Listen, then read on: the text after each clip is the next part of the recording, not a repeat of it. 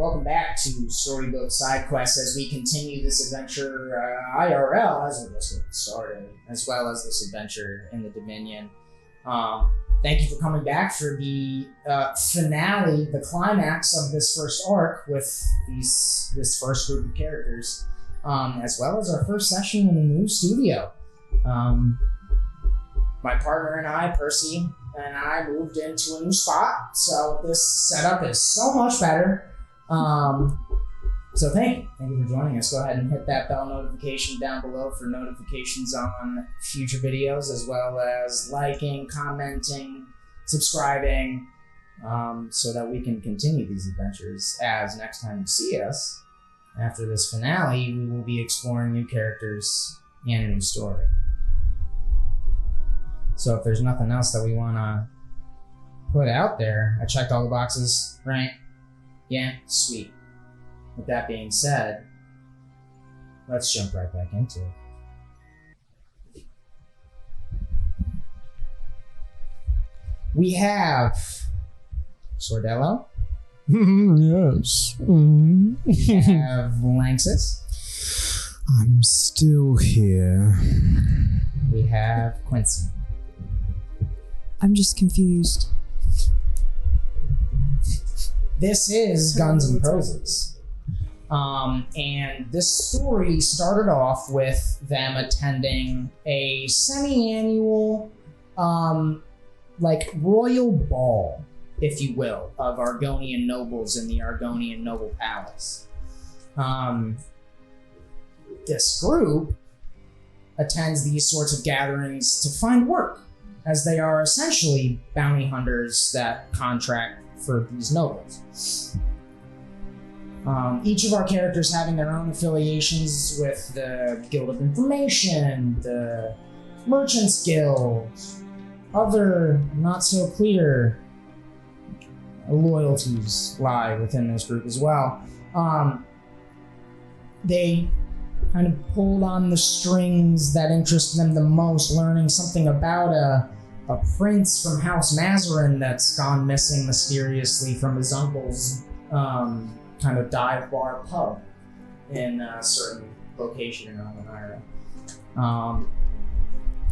They heard something about a lightning rail incident where a lightning rail derailed and was kind of broke off at the center, and there was something about only being one survivor among the perpetrators, seeming a little bit like a terrorist attack.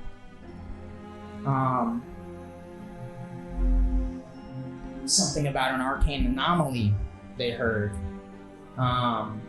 A pillar of arcane light and energy shooting skyward from what Physifax believes to be Lorzeron, an ancient city, something about God Kings, etc., etc. He doesn't give it a whole lot of credit. There was something else. There was something else that... Yeah, who is Physifax again? Physifax. Physifax is essentially an ancient golden dragonborn. Yeah, I knew that. I was just making sure you knew that. I thought it was Thizifax. Sizzle to the max. Sizzle Okay. tracks. Plenty of other... He didn't even know his own name, so I mean, he could barely speak at one word a minute. So Yeah.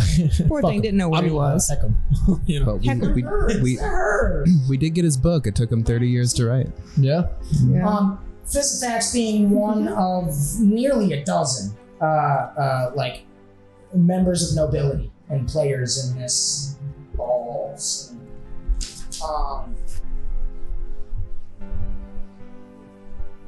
They eventually ended up interacting with a couple of members of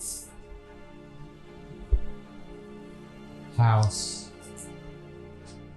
Targaryen. Wait, I'm just House Channari. Channari. Jinari, right? Channari. Chinari, okay. CH.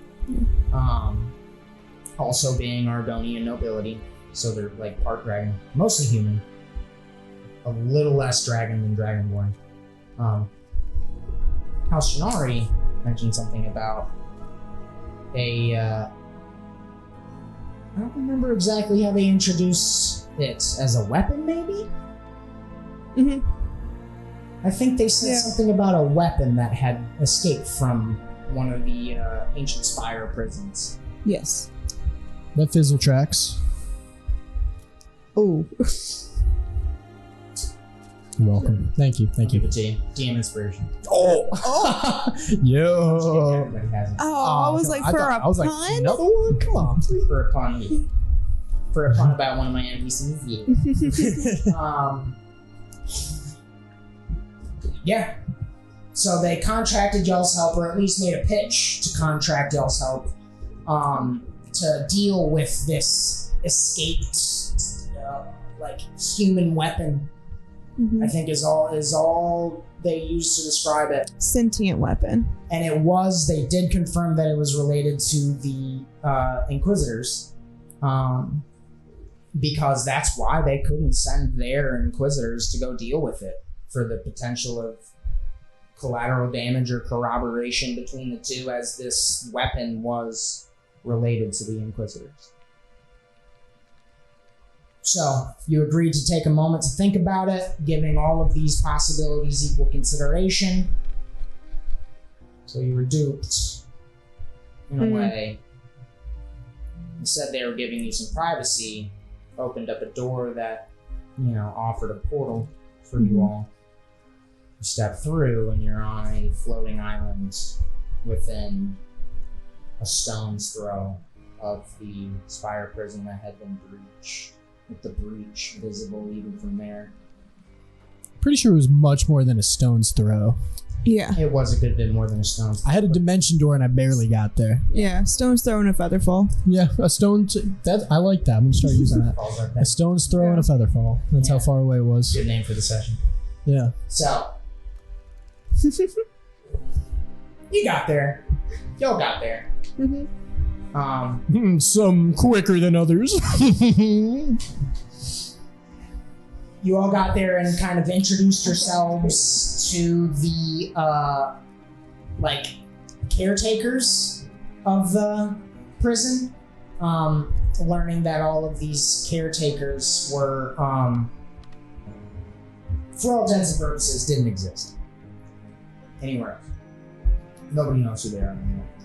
Assumedly believed to be dead by their family if they had any type of thing.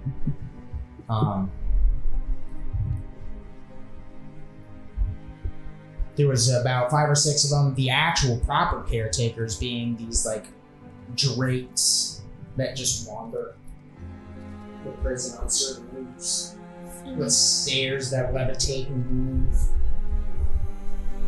You go to the cell that was breached. You can tell, formerly heavily reinforced with arcana. No longer, since it's been busted open.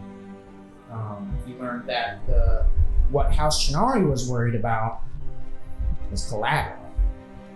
Whoever broke in and broke out was there for an actual weapon, later referred to as a new toy, a machine. With that being said, inside the breached cells were essentially magical graffiti with symbols unrecognizable besides a J and a K right next to each other in light blue. I don't exactly recall what it was that tipped you off to the potential direction of tracking this thing down. It was either the Siphlith, the Aarakocra, said something about something like that would go towards massive power centers, which would be within range, assumedly. Primordium Wastes, Almanira, just to wreak havoc, or the Lightning Arm. That's because of the lightning rails that are built across them and the frequent lightning storms. I don't remember what it was that inspired you to choose what you did, but you did. I think somebody was being sketchy, and then so we went with him because he was being the least sketchy. I'm pretty sure that's what it was. Sickless So, was the least Sickless, I sketchy. He was the least sketchy, so we wanted Yeah. him. Yeah, so we asked him where he wanted to go, basically. Yeah. Because the big one was to hurt the twins wouldn't separate, and one of the twins was being super sketch Right. towards us. He was like, I'll go with you guys, and he's like sweating, and he's just Yeah. being a weirdo. And there was something about the message we received that basically wrote itself too. I think that gave us some kind of insight. I forget, but that came through. That sounds enough. Yeah. We had like 3 options, and we were like, oh, we'll go here first. It's the closest. Yeah, and it is the closest to. Yeah. More options than our contractors gave us. Yeah, we got pushed in the pool basically. Yeah. Yep. Yes, you did. So with that being said, you make your way across the sea on an ancient Argonian pontoon boat designed for the ocean. Beautiful boat. And as you, It was a beautiful boat. it was a beautiful boat. Yeah. Oh. Yeah. Until the accident. I think Sickless can so- fly. Yeah. As you approached the nearest lightning round, literally, with a lightning storm shrouding the entirety of the island and the archipelago, going to right and left, north to south, you saw a floating humanoid form, a couple hundred feet up, Yeah. barely over the beach that eventually turned into mountains. Sordello sent his Manticore pal. Yeah. Right. Wouldn't call him a friend, but just, Okay. you know, Yeah. not It's a business acquaintance. Yeah. Streaming off towards this entity. This entity just jets off, flying towards him as well, and then the acquaintance just disappears at about 30 to 50 foot of a distance away. And as this happens,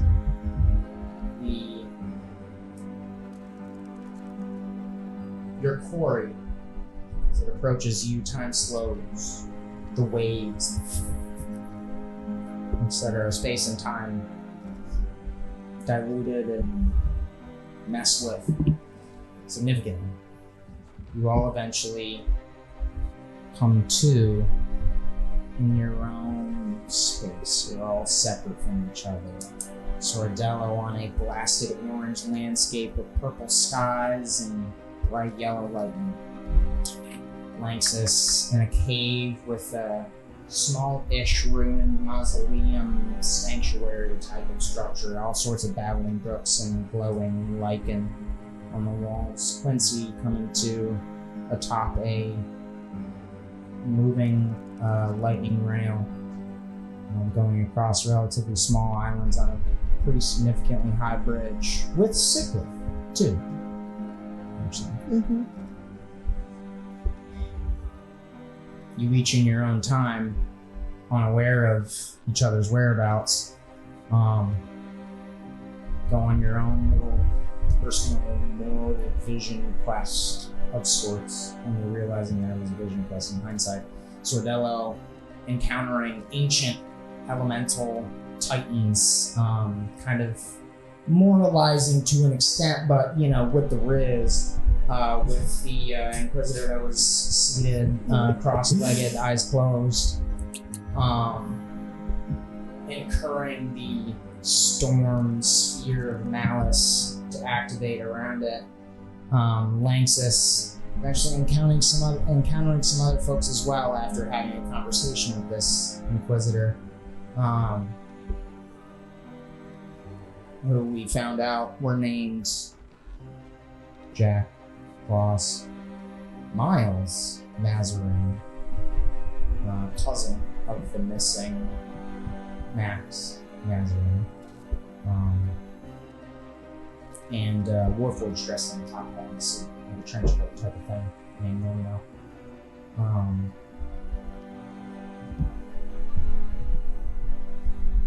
Quincy on the back of the lightning rail, with Sickless. Engage with this Inquisitor that's sitting on top also cross-legged, eyes closed. eventually encountering some sort of shadowy eldritch type of being with wood for antlers and glowing red eyes. Is guided to what he believes was him witnessing an end of the world. An icy, cold, stormy end of the world. There was an avalanche. Yeah, the rest was just overgrown with nature. Yeah. We just happened to fly to a cold mountain. That's true. Nature having reclaimed any and all civilization. There was still humanoids, though. I'm sorry? There was still humanoids there, though. There were humanoids walking around in the streets. Not very quickly. Not like they had a whole lot of tasks that they were set on. Seems more like a good thing than them like just running around trying to get to safety quick. Yeah, true.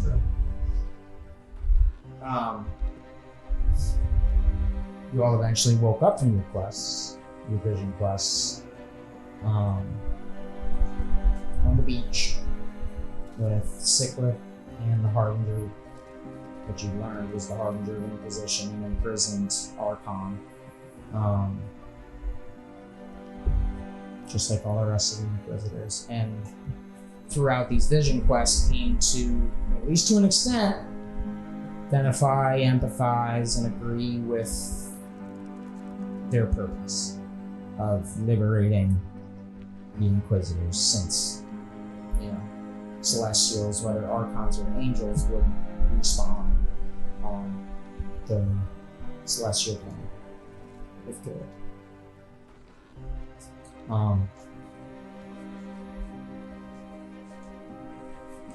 They all agreed to join him in this quest. So with some mildly awkward, deliberately heartfelt, and intellectually informed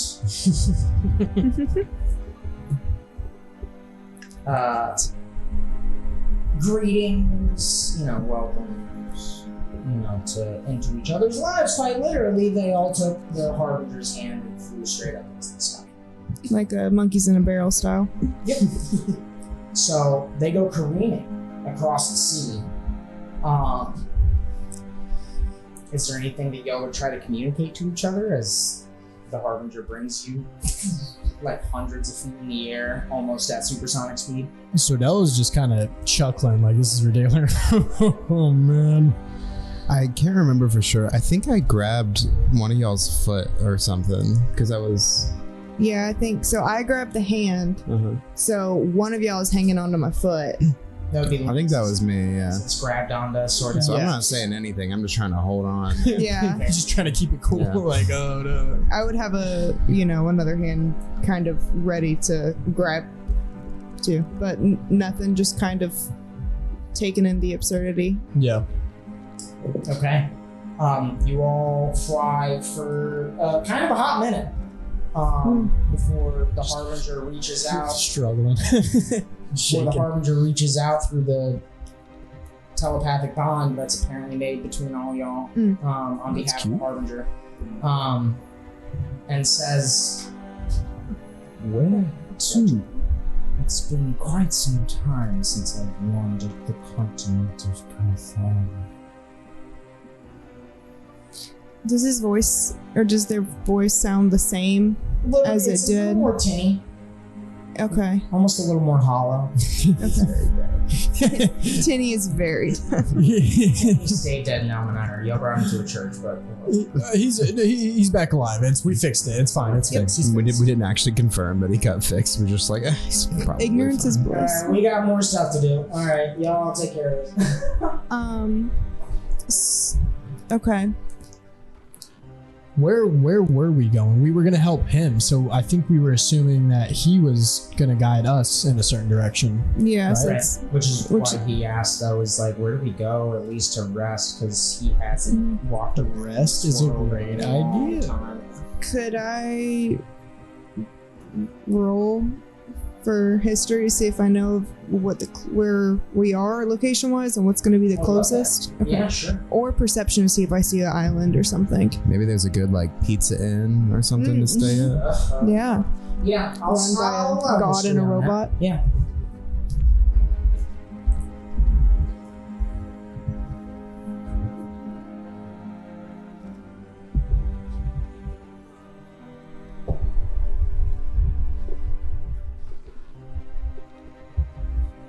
$13. 13? Okay.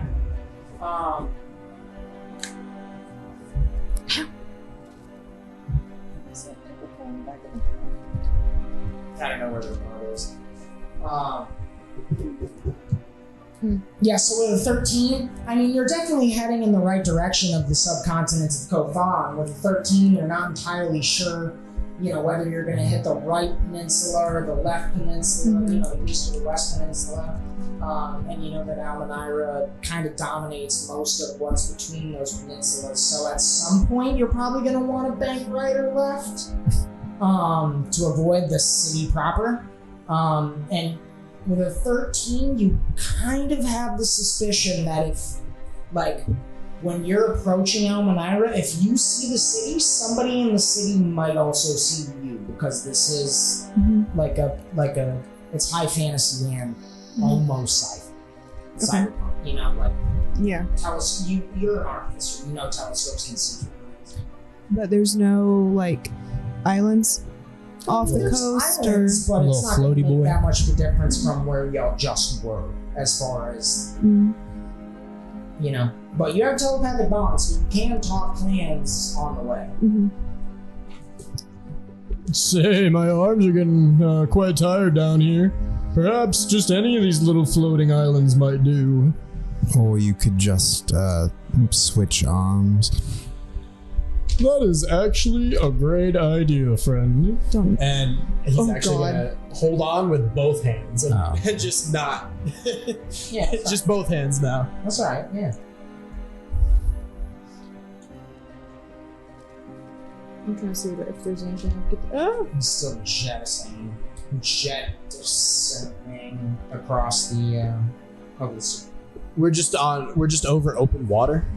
Yeah, I mean, there's islands scattered all about the place. Floating Relatively islands or just normal islands? And are There's there a few floating islands, but mostly normal islands. Okay. A lot of them are very small, though. Like a trees? city block. Trees possibly on any of these Oh islands? yeah, there's all sorts of jungle, like Nice cover. tropical trees. Can I also roll a history check and see if I would know anywhere to go? I've been, Cool. Oh wow. I've been on a jungle island before. Got a 19. 19. That's quite good. nice.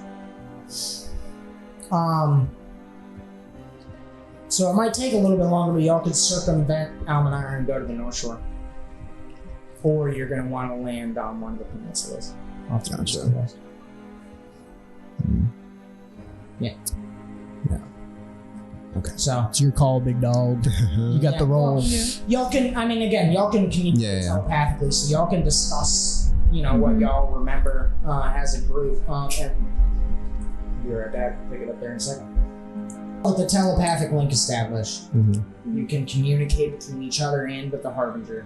The Harbinger begins to ask, what kind of tools will you all require? I know that I am unaffected by weapons non-adamantium, so I am not made of adamantium. Do you have any? I know where to get some. We do have some, and we possibly know where to get them, but I don't think you would want to go back there. Prison? No, I don't. Okay. So we have what we have then. Are we still in the air? Yeah. Okay. He's kind of a little We're technically closer to the sea. Oh, it's in the head. We're not having to yell. I was about to say Yeah. we're all Yeah. just screaming this.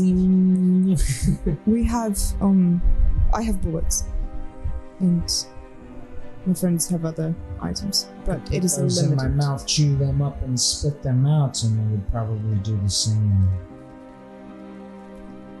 Fair. I can give you some. They're not going to hurt you if you put them in your mouth. No, they would. Please Okay. don't. I wouldn't. Okay. It was my attempt at a joke. I'm sorry. I'm not very good at reading social cues, so Me neither. cool. On the same page. I thought it was quite funny. Well, Canning. the only thing I have is my killer charm. I don't have any. Oh, well, I do have a coin, I suppose. But Worst case scenario, we stuff that in my gun. yeah, now we're talking. But I do have quite a few bullets, so As for where we should go, we could go around Elmenira, or we could go to one of the peninsulas, but that will be up to the party.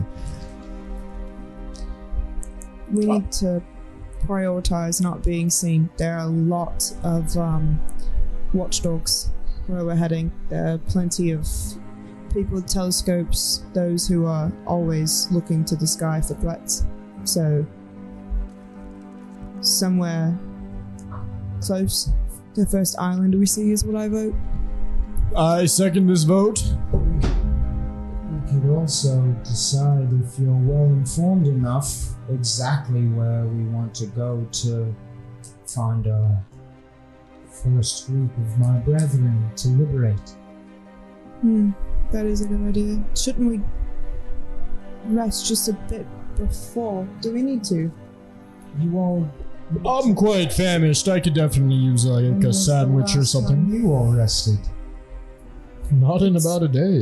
Yeah, A day. it's been a while. We've had to do some fighting. You haven't needed to rest in more than a week. We have the misfortune of having flesh.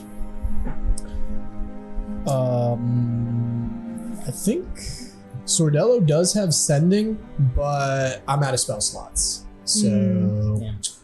we could do a nice little nappy poo. Or a long nappy poo, not a little nappy poo. And Yeah. and then maybe do something like that. Are we wanting to target a prison style jail, or are there kind of outposts that you know of that the Inquisitors tend to gather in? The Inquisitors are at the beck and call of House Shamari. They own them, as far as anybody in the Dominion is concerned. So House Shamari and their constituent locations. They are expecting us back. We could Set up a meeting. say that we're coming with information and what we found so far during our investigation, and while we're there, give our friend here an inn. I am quite the BSer. Send me in, let me smooth talk 'em, and you guys sneak in through the back. Well, they're expecting us three anyways. They know we're coming because they sent us on this journey. They just Perhaps. don't know we have. They don't know our friend is coming. Perhaps tragically, one or two of us perished in our fight. So, Oh. we could sneak in the back. Oh, that's thinking on your feet there, pal. I like it. But Make sure they're we're- flying over the ocean. He's not on his. Never mind. Make sure to collect the payment if they are gracious enough to give it to us before we. Collect the payment, friend. I'll have them double it. That works. So we take a rest. We then try Do a little bamboozling, perhaps. try to get our friend in the back door. I do love a backdoor exit and entry. Jesus Christ. Sordello's pretty good at backdoor shenanigans. Okay. Ditto. So, given what the two of you were able to put together with your history checks and the telepathic link, even if you didn't say anything, even if you didn't actively communicate that information across the bond, the Harbinger does seem to be able to access that information and says, I suppose I will alight nearer the peninsula than the city. I'll try to avoid being seen. It's the ideal goal here. As you begin speaking, the Harbinger banks left. Whoa! That was a good I one. love that. So not long later, like maybe an hour and a half, you see the peninsula come into view. Most of the western peninsula is exposed rocks. Not a whole lot of trees. You definitely see the trees off to the right, but the Harbinger goes careening towards the trees, and it kind of reminds you, Sordello, of the sort of Pride Rock formation that you saw the Harbinger sitting on in the projection of the Primordium Wastes or whatever it was. Can I go ahead and make a check on that? Check on Is that the rock? Can I use my big you know boy brain? You know it's not the rock. This is a peninsula on the mini continent of Kothon, which is the central continent of the Dominion. It's where the Dominion started. Where you saw him in your vision was very definitely the Primordium Wastes. Okay. Different continent, and you assume that the Primordium Waste, the version of the Primordium Waste that you interacted with the Harbinger in, was like a pocket dimension or a psychic projection version of the Primordium Waste. So they're like 2 layers beneath. Right.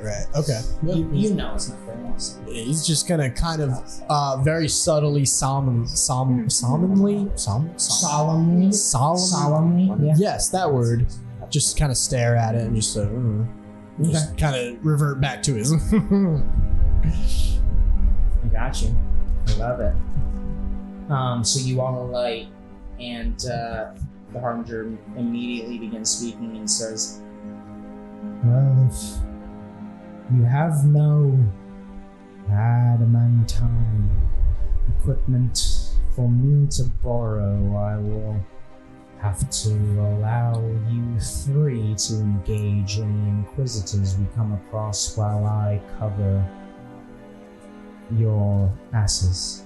I do have a dagger. I thought I said that. Are you willing to part with it for this endeavor we've set out? Did I get before anything us? else? Was it a dagger as well as anything else? I can't remember. I had 2 daggers. I don't remember. It was more than one. I think it was 2. Because I think I was gonna throw them. I think So. I wrote them. And I have yeah, so you might have had a handful or something. yeah, and I have my other daggers, so I'll give him 1. Okay. Just keep in mind, if it's not adamantium, it won't do any. No, I have my regular daggers, and then I had 2 of those. Mm-hmm. Okay, so you're gonna give him Let me give him 1. adamantine. Yeah. And you're gonna keep one of Mm-hmm. adamantine? Okay. I would ask him if there was anything he could do with the bullets. I think that's what he said. He could chew them Yeah. and then kill himself. That was a Do you- joke. It was a do you- joke. Do you have anything or any use for the bullets? I have some to spare. I've never been a fan of firearms. Fair. Okay. They were a new and finicky thing last I breathed fresh air. They still kind of are, so not much has changed in that regard. So now I'm not surprised. Just disappointed. Not a fan of firearms. Maybe I should put these guys away. And he's gonna cast minor illusion on his arms, and they're gonna be on fire. They're gonna look like it's fire on his arms. You are 3 down. I don't think you can Trick. shrink. I'm impressed. He's gonna kind of go like this, shake one arm, go like this, shake the other, and then hold back both arms. Wipe away the illusions. So, we rest, yes. Or are you rest? I've been resting for a long. I am B. I can definitely use a little nap. You can watch out for us. Take the 1st, 2nd, 3rd, and 4th watch. Make yourselves comfortable. We've got you covered. So we've landed, right? Yes. Okay. We're on like a very small rocky beach at the base of like a craggy bluff at the very tip of the peninsula. Yes, Ordello's just gonna find a nice spot and just lay down and cash out almost immediately. So, just hands behind his head and just like out. Lanxus will kind of, stretch out with his arms behind his head, slick looking, and go to sleep pretty quickly as well. Cool. Basically, same with Quincy, but gets out a nice. He has a bag of holding, so we get like a nice pillow so he doesn't mess up his hair, and put on some kind of beauty regimen under his eyes. I like it. Lovely. We're just sleeping in dirt. Yeah, y'all just Quincy's lay like, down on the these rockies." dumbasses. Let me go get a fucking pillow at least. Gotta protect the okay. goods. He's pretty.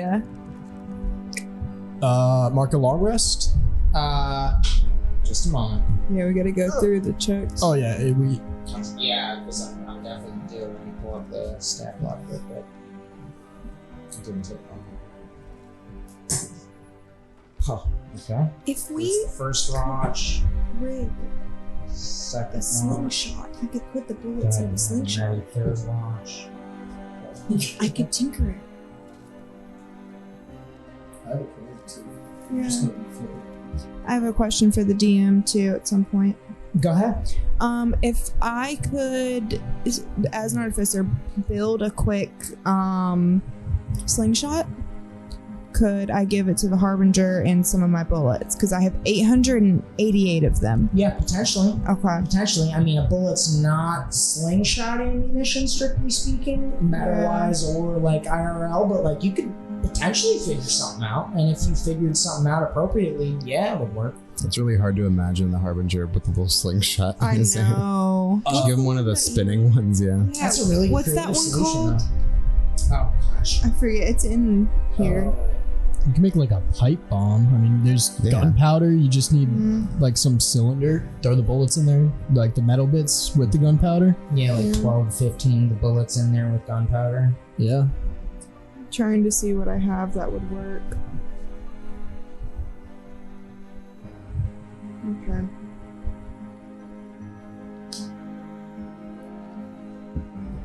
Yeah. Um, If you want to do a roll for that before or after the rest, just let me know. Yeah, I would have to do it after because I also need to use my infuse item when I get up. You don't know how long y'all are asleep before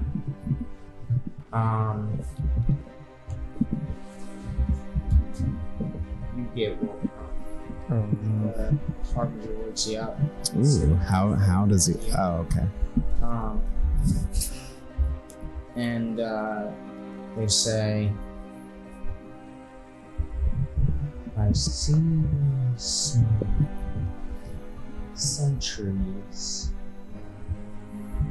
in the distance. I think we're okay as long as we douse the fire and he points off in the distance, and you see the very faint lights of what looks like firelight, but it's hundreds of feet up in the air over the ocean. You can make a perception check to make out more details as the Harbinger continues speaking. Sure, I will. That's the floor. Just 11. 11? Okay. You don't know what it is. Cool. It's pretty small, the couple that you see. He says, I know what those are, though I've never seen them before. Looks like something made by House Diamond, maybe. As your wheels kind of get turning, especially fresh out of probably a dream. you figure based on purely context clues that what you're looking at is probably Preservation Corps members. Gotcha. Well, I'm gonna throw dirt on the fire, I guess, to put it out. Yeah, that takes you less than a second and a half. Sure. Plenty of dirt. He's still sitting there cross-legged, very calm in demeanor. I hate to wake you. I believe you may rest now, Huntsman. I'll give him a nod and say thank you. A little disappointed that he wasn't waking me up for something else, and then I go back to sleep. Yeah. Okay. Now you mark elements. I'm gonna pick it up there in a second. You all wake up from your rest on this relatively uncomfortable beach on the peninsula of the mini continent of Kokong. I've got my mates back here. So the Harbinger's got tea ready for you. Cooked a bit of breakfast. You're not sure where any of the materials in the breakfast came from. You look around and it's rocky, relatively barren of life, besides like barnacles and starfish and stuff like that. But there's breakfast for you. There's tea. That's sweet. Give us the tea. What's going on in your life? Well, I had a bit of a waking dream throughout the night. Oh, do tell.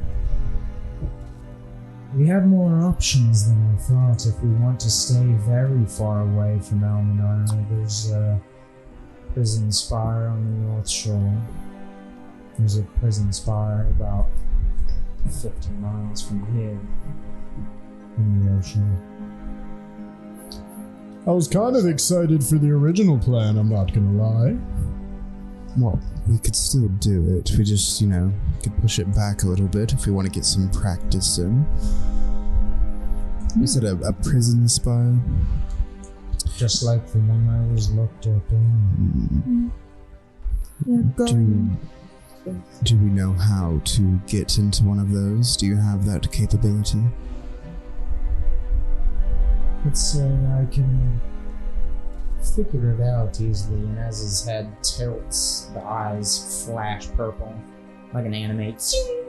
With a line across and everything. Pushes up his glasses. Yeah, If we're going... Still, obviously still missing one eye, scarred across the side of the head. If we're going to stage a prison break-in, we're going to have to disguise ourselves. If we want to get to the inner circle later, we can't have them knowing that we're working together. We're going straight for House Denari. He's definitely going to raise an alarm for all the spires and all the other Inquisitors, so maybe going for something a bit less conspicuous. Unless we successfully murder all of House Denari. It is definitely an option. Because my purpose is to liberate all of my brethren. This is but the first step down that path. Murder? What? What are you talking about? Maybe I misused the word. I think it's correct. Who do we... It would be self-defense, so I don't see any issue with it. We're just trying to free people. If they stand in the way, then... If we can prevent murder, that would be most ideal, in my opinion. I don't really think we can. I don't want to be a criminal or anything. I mean, think about it. If someone is holding someone captive and you killed the person holding them, Yes. does that make you a bad person? No, but this does seem like a very delicate situation. It does. On the other hand. But that's what we're doing, basically. We're just setting people free and getting them rid of their captors. House Janari has kept slaves for centuries at this point. So let's rationalize this to the other people then. We need to get this word out, obviously. We can't just go guns a-blazing. I'm not one for politics personally. Well, I am. See, while I'm doing my fake talking, perhaps I can actually do some real talking. It's possible. I do think it would be smart to go for one of the spires first. Avoid the red flags going up so they don't, I don't think we're in the place to be able to take House Janari at the moment. I think they may be a little out of at least our wheelhouse. Yours, sure, you could fight God, but... Which one? Yes. The ones that broke out the Harbinger the first time. We could pose as them. No one knows what they look like except for me at this point in the Harbinger. True. So how would Janari know that we're doing it? Disguise, you say? Well, no one's seen them since they wiped the memories of the guards, so if we can do something similar, or at least disguise ourselves, they're not going to know there's a difference. So why would we be suspect? And then we can just show that we are continuing to investigate by going back, just the three of us, shortly thereafter, to investigate. It's not a bad idea. One more.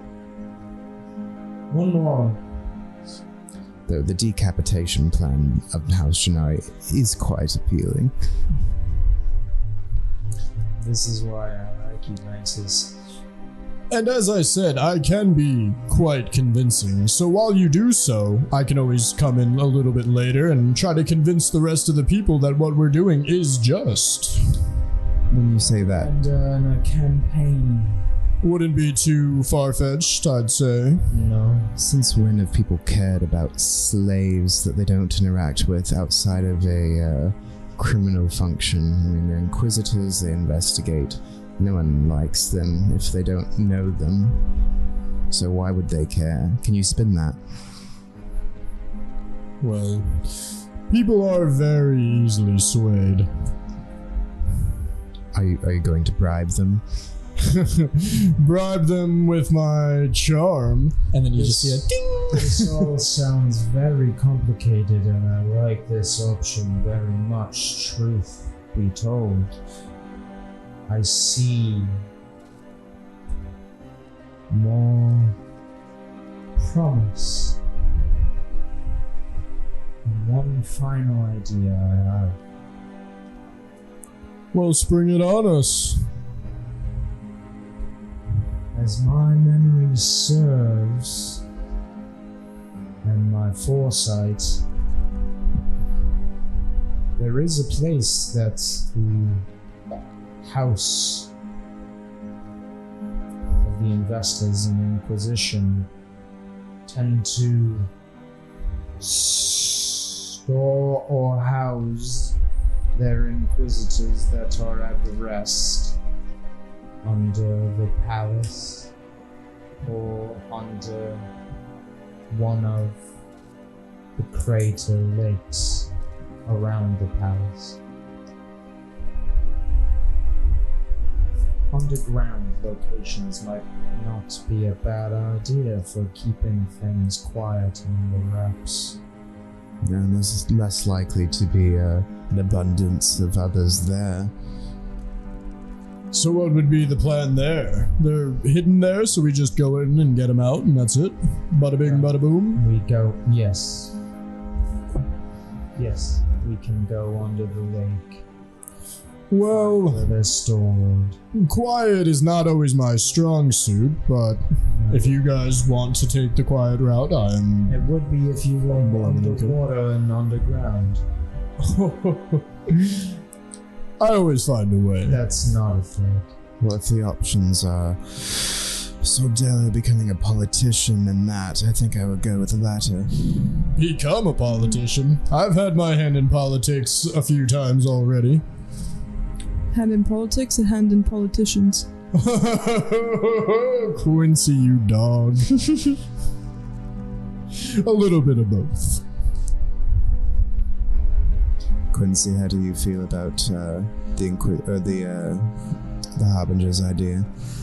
I like it. I think that one seems to be the best compromise. We can keep it quiet, but also do what we need to do and plant the seed. I know none of us want to re-enter one of the spire prisons. Not particularly. No, they're not the most welcoming facilities. 2 of our 4 options. I believe we're all in agreement at this point. I think so. Well, Mr. Inquisitor, or Harbinger, my bad. I forgot. Lead the way. Well, before, I have a question for you. I can possibly do a couple things. I can either make you some kind of magic item, as long as you've used or seen it before, or enchant your armor, and I wanted to give you the choice. This armor is a part of me now, so that is unfortunately not an option in this situation. However, when I was locked up those many years ago, from my body was pilfered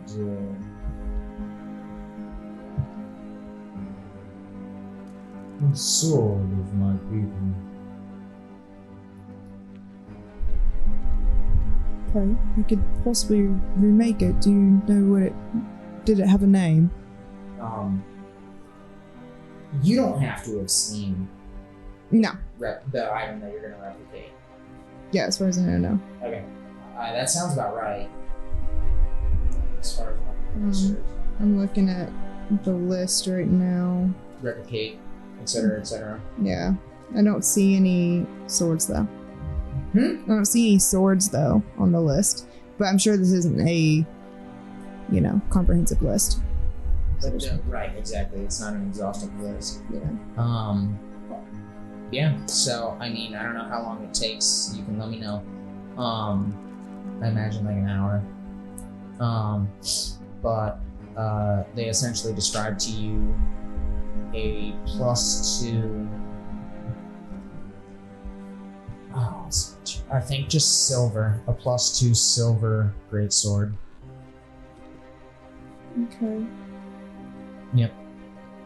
This will not give me an edge on my brethren when it comes to liberating them in their final hour, but this will do against any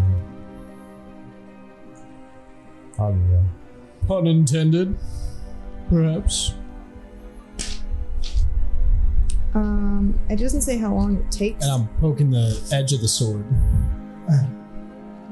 Yeah, I think it's just kind of how long it takes me. Okay.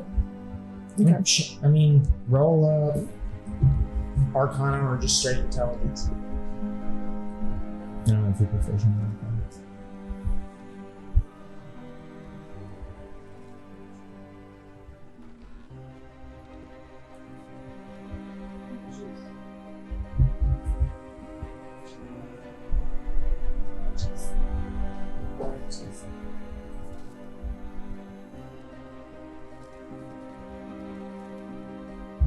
Uh, 25. Amazing. Doesn't take you Ooh, long at all. 21st? That's like the first roll on the 25. That's Yeah. pretty good. Yeah. That was my second roll. That was still really good for my second Yeah. roll. This feels wonderful, Quincy. Thank you. False. 13. Shall we? We shall. Quincy, do you want to fashion us like a little swing set to sit on while we're flying? We won't be flying from now on. I would just as a little retcon, I would have done the ring. I would have just touched your ring, and it would have glowed for a moment as my finger goes over it. Almost And a little then hot. I would have taken your dagger, and it would have like held it in my hand, and it would have started spinning around and then stopped in the same place it started. That's pretty cool. And explain to you what those did. Yep. And with a 25, you could accomplish all 3 of these things within an hour. Shoot. Yep. All out. Boom. So, grab my hands. This time I know exactly where we're going as that last word leaves his mouth and the wall whisked away into the compressed and then jettisoned and then immediately expanded, sort of buffered by denser air, which is saying something because you just came from very humid lightning isle environment.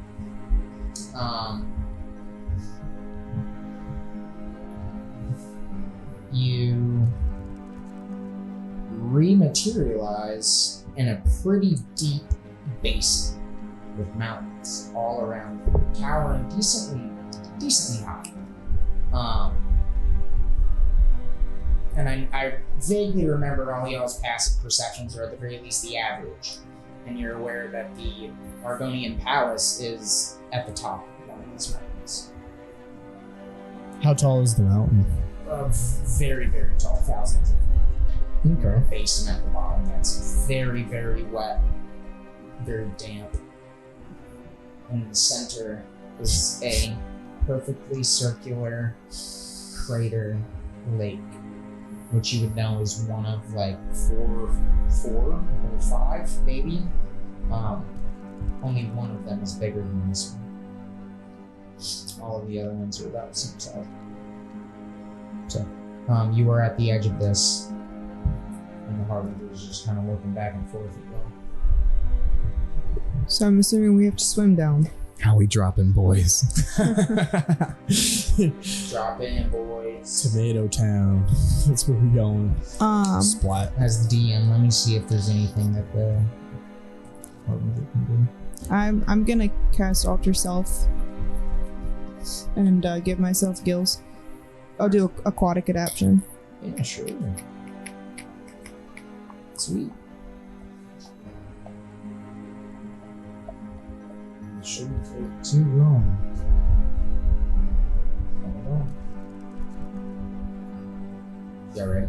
Yeah. Yeah? Oh, 1 second. I'm not sure. How deep we going? I mean, do you ask him? No. I mean, not in game. I'm trying to see if I can survive. Oh, I didn't even think about that. Yeah, I didn't expect Sordella to think about it. Because I can fall, but I can't. I don't know if I can. Like, I mean, I can swim, but I don't know if I can dive. Right. Yeah. I do have lucky though.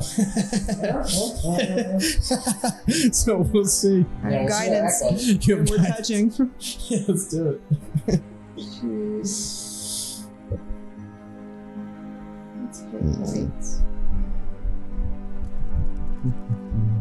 Yeah, I can't cast that on you guys.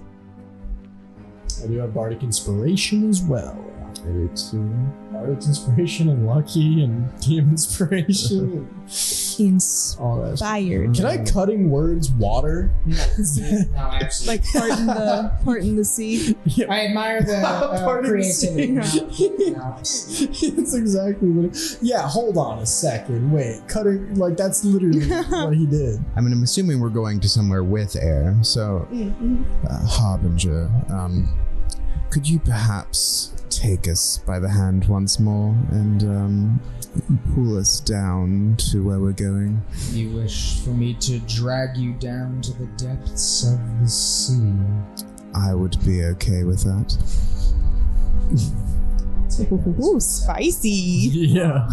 Yeah, the Harbinger reaches out his hands. I'm having to hold like that because I got web thingies now. Whack Sordella real quick so he's paying attention. The Harbinger would actually have to replicate it for him. So Okay. Harbinger only got one hand. Y'all are truly just doing the barrel monkeys now.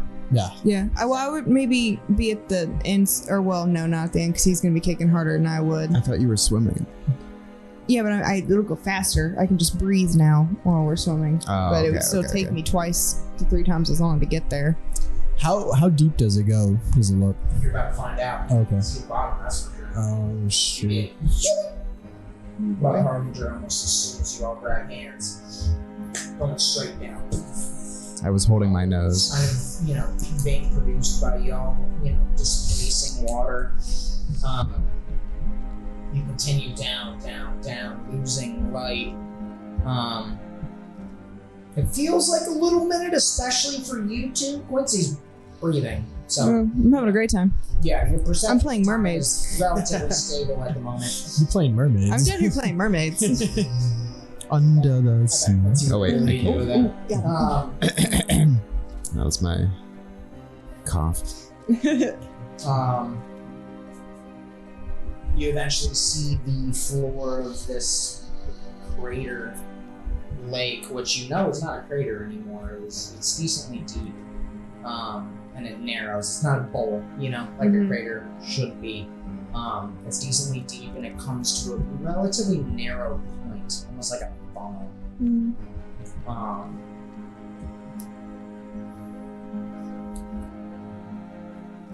Yeah, you get down there towards the bottom, and now that it's sort of narrowing, you realize there's a number of cages, grates, almost, that would let water out or in.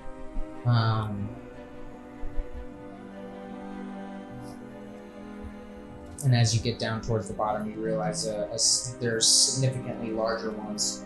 And the Harbinger does not slow up as they approach what looks like the bottom. There's a sheen, a reflective sheen across the bottom.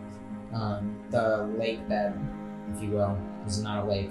A lot of what's around you is brick patterns. Not stopping, just leaning towards the floor. Until you feel an impact in your chest that knocks the wind out of you, which is immediately alarming, especially you two. It knocks your air out too, but if you hit water on the other side, then you'll still be. So there's that. But you both come out, and the sheer force of y'all's momentum coming straight out of a water, a tension bubble almost, I guess, downward. You realize that this water is coming down a waterfall into a relatively nice, relatively well-lit, ornate cave that's under the bottom of the lake, and you just passed through a layer of water. There's nothing visible holding that water there, but it's also not staying there. There's a bit of a waterfall coming down from that directly beneath this thing. So, did we splash into another little pool at the bottom? There is another little pool, and I guess you would have. With that being said, everybody make a strength saving throw. Because you're all holding on to the Harbinger. Snake head.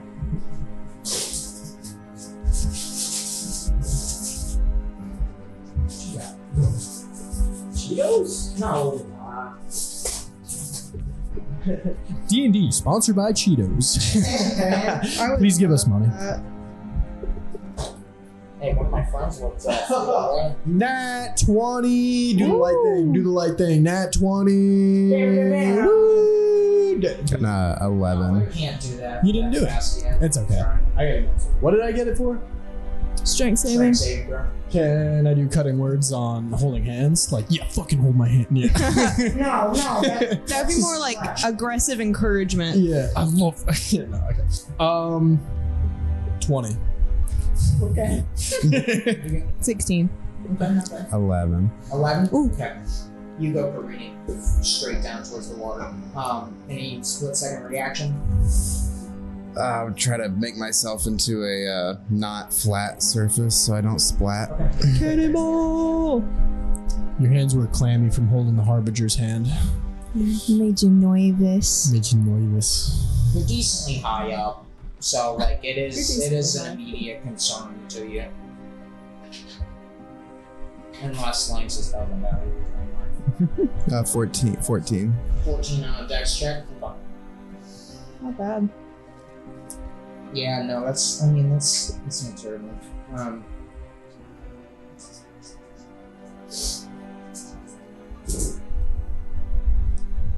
I also have a feather fall, so I would have. You Depending. already rolled the dex check, Oh, okay. so that was kind of your choice there. As your legs are caving, man, I should have cast Featherfall. No. Basically. It's a ring. I have it all the time, I know. Oh, okay. It's still the action economy of it. and it's water, so. Yeah. You can hear the noise of someone hitting water real hard in my Yes, you take 8 points of bludgeoning damage as you hit the surface. Generally speaking, you're okay. You're not crippled by any means. It definitely freaking hurts. Like you're skin, all it, the entire lower half of your body is tingling from the impact. Your palms kind of lose feeling for a second. You're like, oh God, thank God I didn't hit the bottom of whatever this pool is. How far did I go down? You look up, red-ish arcane torchlight, illuminating the surface of it. You're like, dang, I did go down far, but I'm good.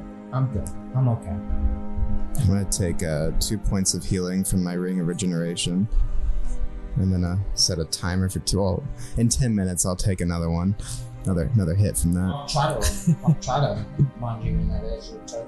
Yeah, I don't know in-game time, so. I know. Okay, so yeah, you two pull up and stop with the Harbinger right above the water. The pool beneath you still rippling from where Lanxus slipped into there. I hate how funny that, like, I'm imagining that looking. Oh, poor You see a subtle glow of what is his ring of regeneration, healing him a little bit. So it was pretty bad, and you know that before you even see him come up. But you also know that he's alive because you activated a magic item. Are there verbal components to Featherfall? Because I could just imagine him saying feather.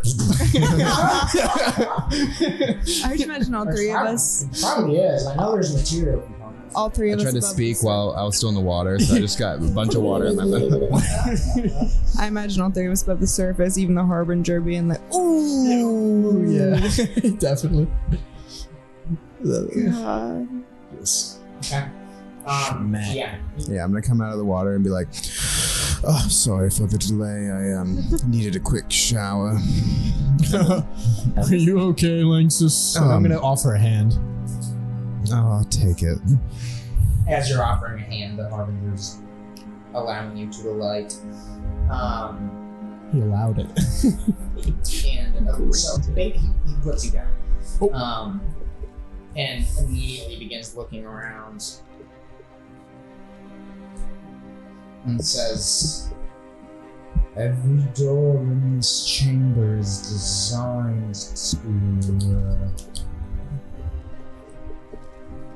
control my kind. What lies behind is unknown to me. You can see, his eyes are moving really weird, darting all over the place frantically, even though the body language hasn't changed. Purple flashing, red flashing. It's very weird. Should we be worried about you turning on us? The head snaps over to you with that blank eye socket, purple smoldering inside. It says, oh. No, you've shown me the first kindness I've experienced in centuries. No. I believe he meant more of a, can the security systems place a hold on you and your will? We know you wouldn't do it willingly. They could, as far as I'm aware, it would just debilitate me, not weaponize me. Good to know. Well, don't touch any doors then. Yeah, think that's a good idea. If need be, we're fairly strong. We'll get you. Maybe we should have a little friend feeling around for stuff. Touching things. Sure, I could send mine. Yes, of course. And I can send mine as well, but he's a little mean, so maybe let's send yours. Yeah, it's fairly compliant. Quincy would reach into his bag of holding and pull out what looks like a just a porcelain ball, a little sphere. It's like it's white with really pretty blue hand-painted designs on it, and kind of throws it up in the air, and it unfolds into a floating little teacup. And it's also the same white with blue. It's got gold trim. It's a little saucer below it, and coming out of it is like black tea. It just looks like black tea. Told you guys. Yeah, basically, it's Except a cooler. fancier. And it kind of like bobs in the air. Definitely has like a cheerful little. That's like Does that have a face on it? There's one like faintly painted in. The vines and flowers kind of go into. You can almost a imagine face. a face through the patterns. Yeah, basically, it's like an implied face. Not really there. It's Faces are really. it's kind of like the vines are the eyebrows. Like when you look at a turns into a car, I mouth. forget what it's. There's like a term for it, but when you look at things and you can kind of see a face in certain things. Yeah, it's like kind of that, but it definitely moves. Like it makes it semi-expressions. Like the Oh, eyebrows really? will go up and down. Oh, that's The cute. flowers will blink. Wow. I like that. But I like it a lot. it would go ahead and start checking the room out. Let me find my little buddy here, because I have two little buddies and I get them confused.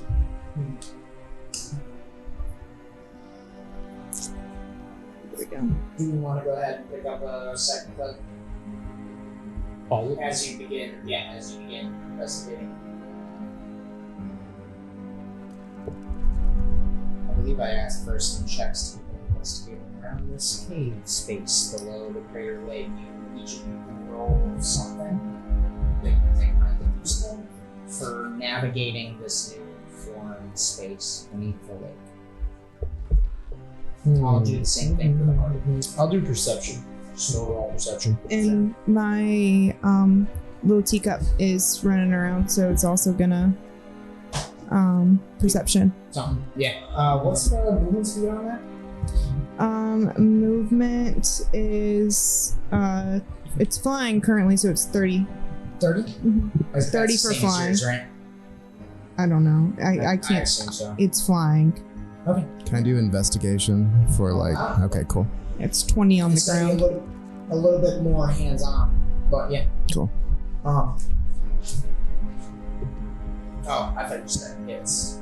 Yeah, it's, I got an 18. 15 on perception, okay. 21. Anyway. 15. 15 for you. No, 15 for the teacup. Okay.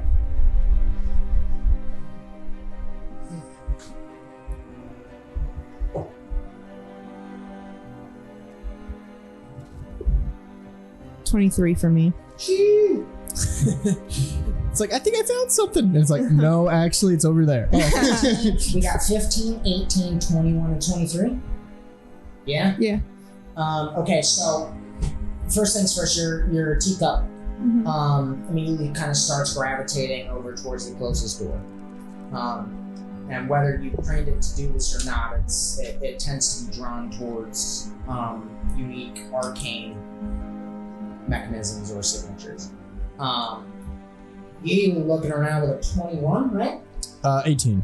Oh, you got the 18. Okay. Okay. With an 18, you see that there's a relatively large, like, art pattern or sigil Okay. on the floor of basically this entire chamber.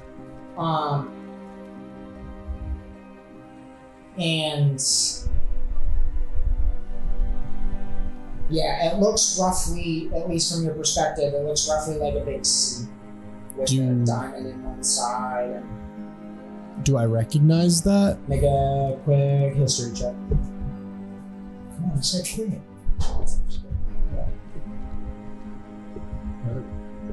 Keep this. 17. 17, pretty good. How's Chinari? Oh, wow. I forget what that means. And you investigating, right? You got a 21? Yep. Yeah. Investigating around the space, you see that there's 7 doors. 2 of them look far more and thoroughly closed off. And one of them actually looks like it's open. And there's a very subtle light coming from the other side. You, for your perception with a 23, Quincy, you hear muffled conversation. You hear voices.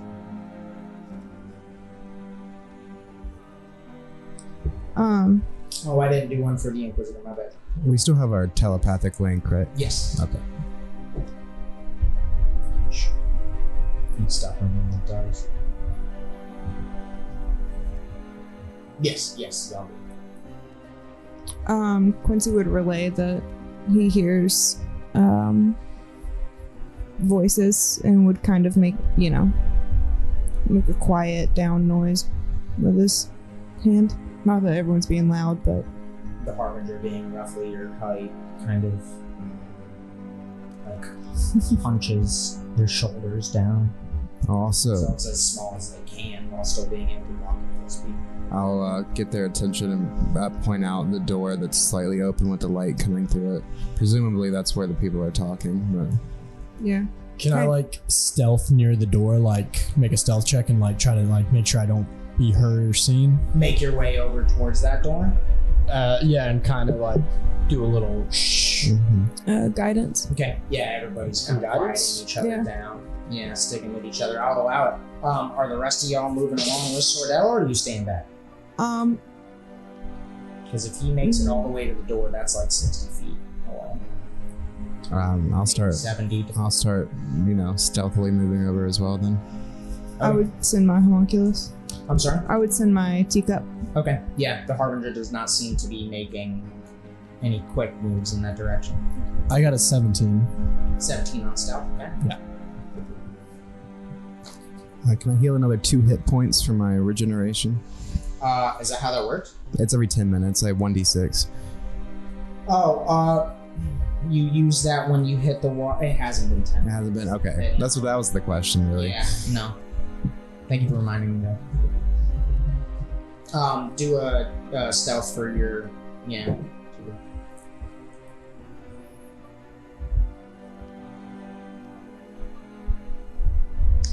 24. Ooh, that's pretty good. Nice. Yeah, so your teacup just kind of ends up moving in almost wave-like patterns very close to the ground, just like, takes a little quick survey, moving like 10 to 15 feet at a time, almost scraping the cave floor with all of the mosaic-type tiles that are all sorts of dusty, reds and browns and blacks, in the shape of a sigil. Stealth? I am going to... Yeah, I'm gonna use invisibility. Nice, Yeah. nice. Smart. And then it's up to an hour. But I'll let them know. Is there a way that they can tell where I am since we're telepathically linked? No. No, Okay. that's just a line of communication. Gotcha. Yeah, I have see invisibility, but I'm not gonna. Okay, cool. Well, Just in case they lose you. I'll let them know and then basically keep them updated with my location. Okay. And I can drop that whenever I want to, right? Okay. Yeah, you can drop concentration whenever. Okay.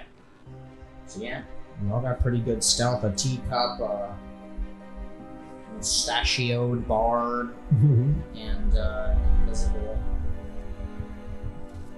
Nope.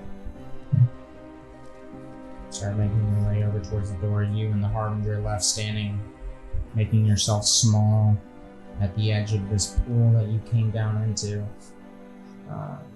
As the two of you and Teacup approach the door, you hear the conversation become gradually more clear, and sticking with your perception and investigation from earlier,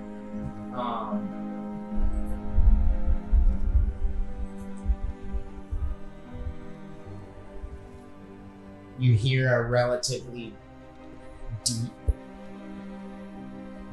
sounding voice.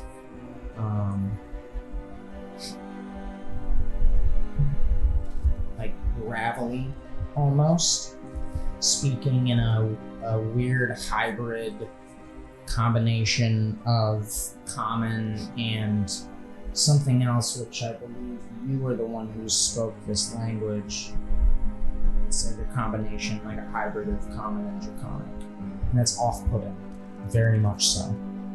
It's a very gravelly voice. Can I understand any of it? I'm gonna say make another perception check for that.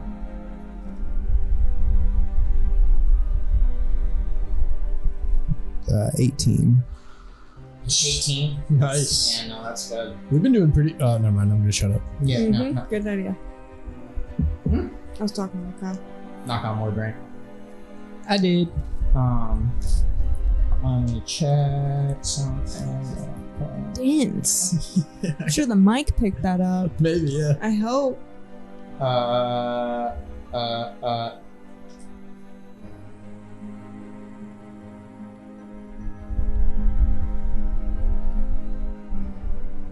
The first thing that really catches your ear is names.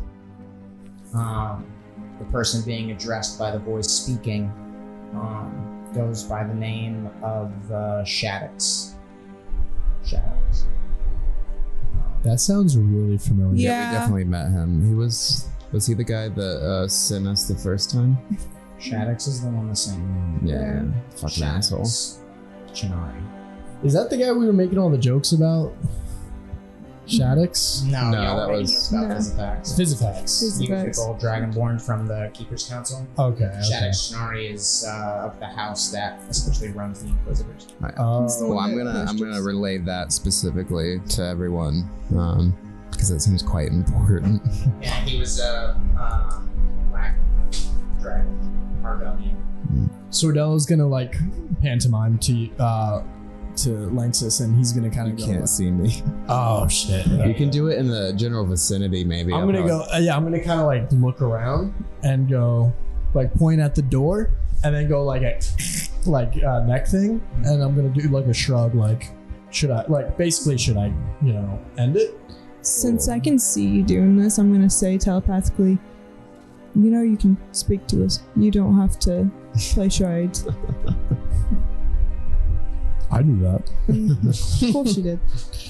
Should I have the capability to surprise hit them pretty hard right now. Should I go ahead and do it? Can we tell? There's at least 2 people, obviously. Can we tell if there's any more? Yes, and that's what I was just about to say. Is it sounds like the voice you're hearing is addressing at least a party of 3, because there's other names you recognize with that 18. You don't recognize necessarily any vocabulary or grammatical structures, but the names are what stick in your head. Just other names of like the general House Shinari people, or anyone else specifically. Not House Shinari, not all House Shinari. You hear the name Pomeline, which, as you all are part of this noble community, as bounty hunters, Pomeline. Let me cross-reference, make sure I'm giving you the correct information.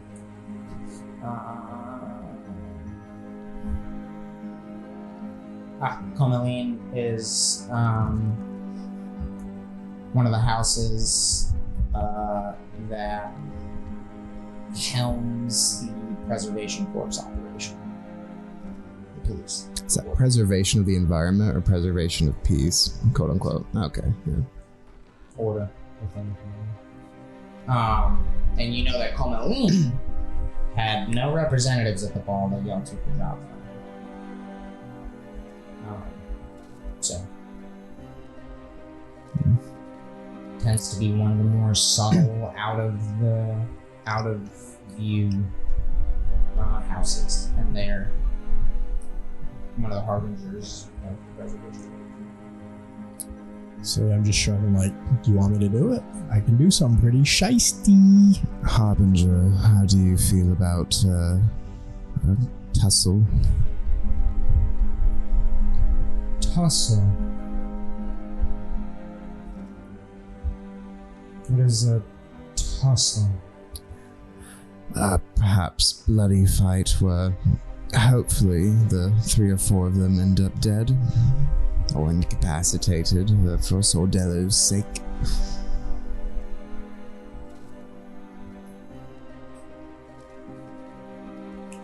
I think it's wise for just one to enter. There's more within the chamber than it seems you hear. I don't know if I make this clear to you all, but I can see potential futures. And a solo infiltrator does not anymore.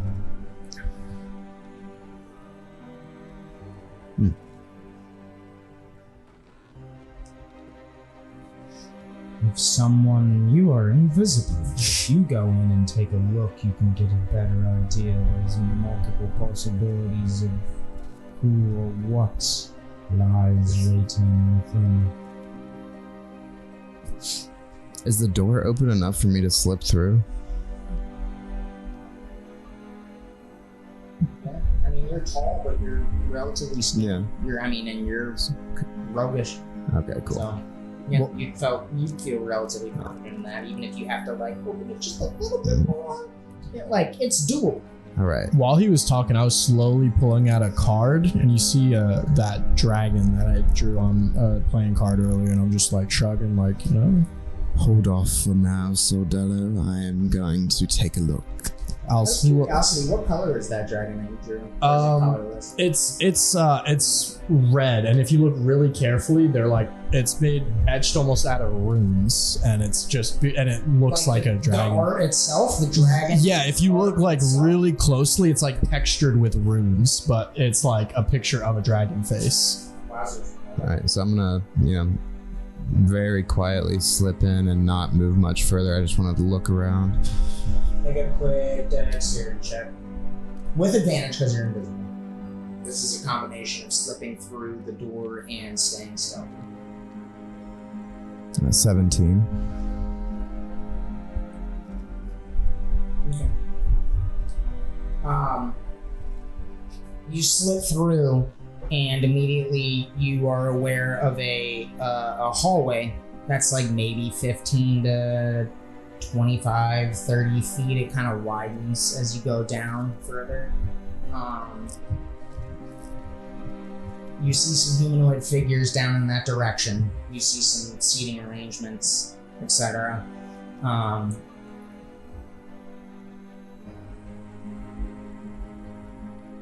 It looks like a well-furnished, richly adorned space. Well-stocked, too. All sorts of exciting, stealable items. In the right circumstances, obviously. And also, off to the left and the right, as soon as you go through the door, you see 8 foot tall, steel-plated, flesh golem. They look really, really beefed up, enhanced inquisitors.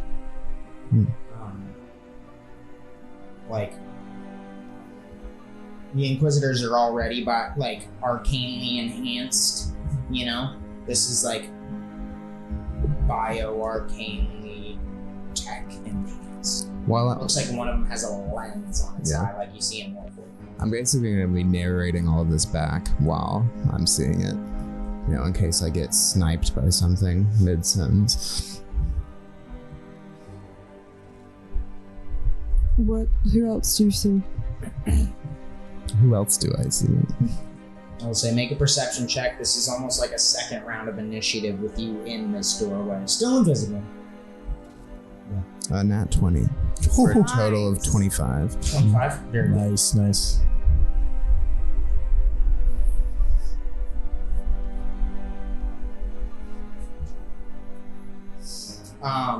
You see seated in a chair almost out of your perspective, from the wall off to the right, the voluptuous, pregnant figure of Rillian. Oh yeah, we saw them when we were having that conversation. She's seated off to the right. You immediately recognize the hair. From the back, you immediately recognize the hair of Shaddix Shinari, and you see because you got a nat 20 for a total of 25.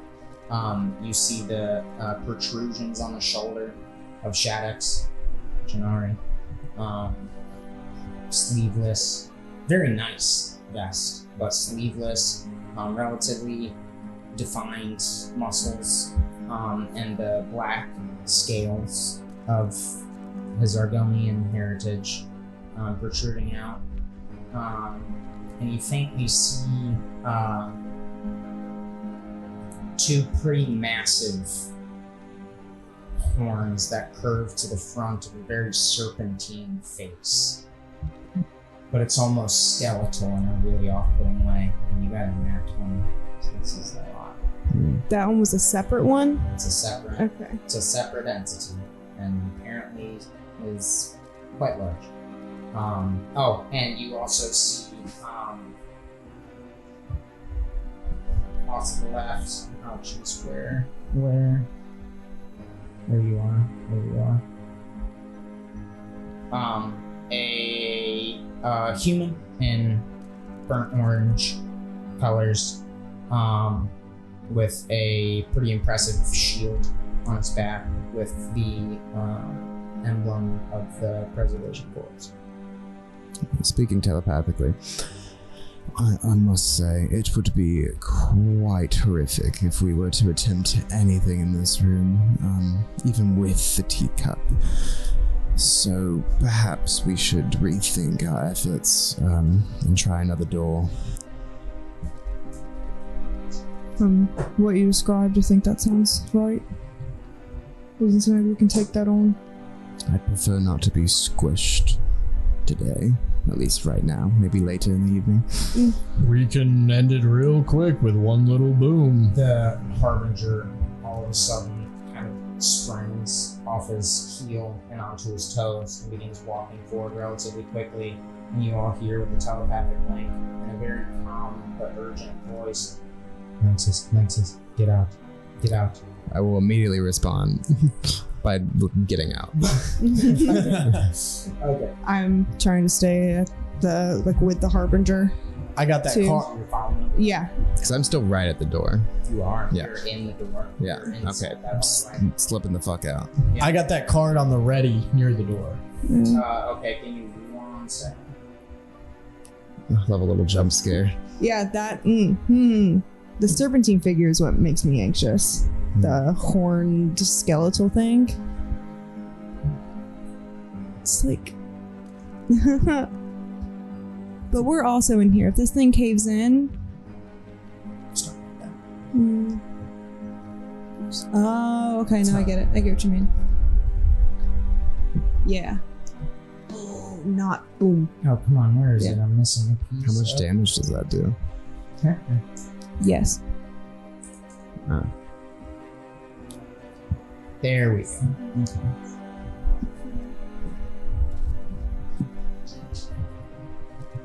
Oh no, no! Don't do it.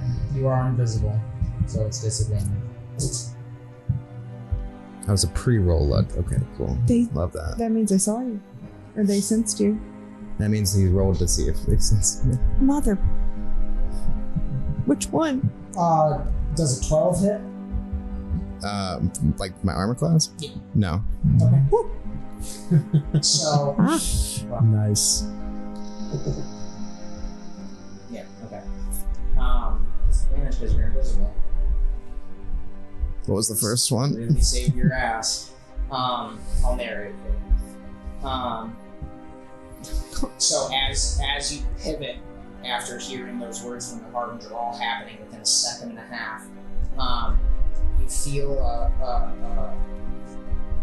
a forceful vibration through the air, just like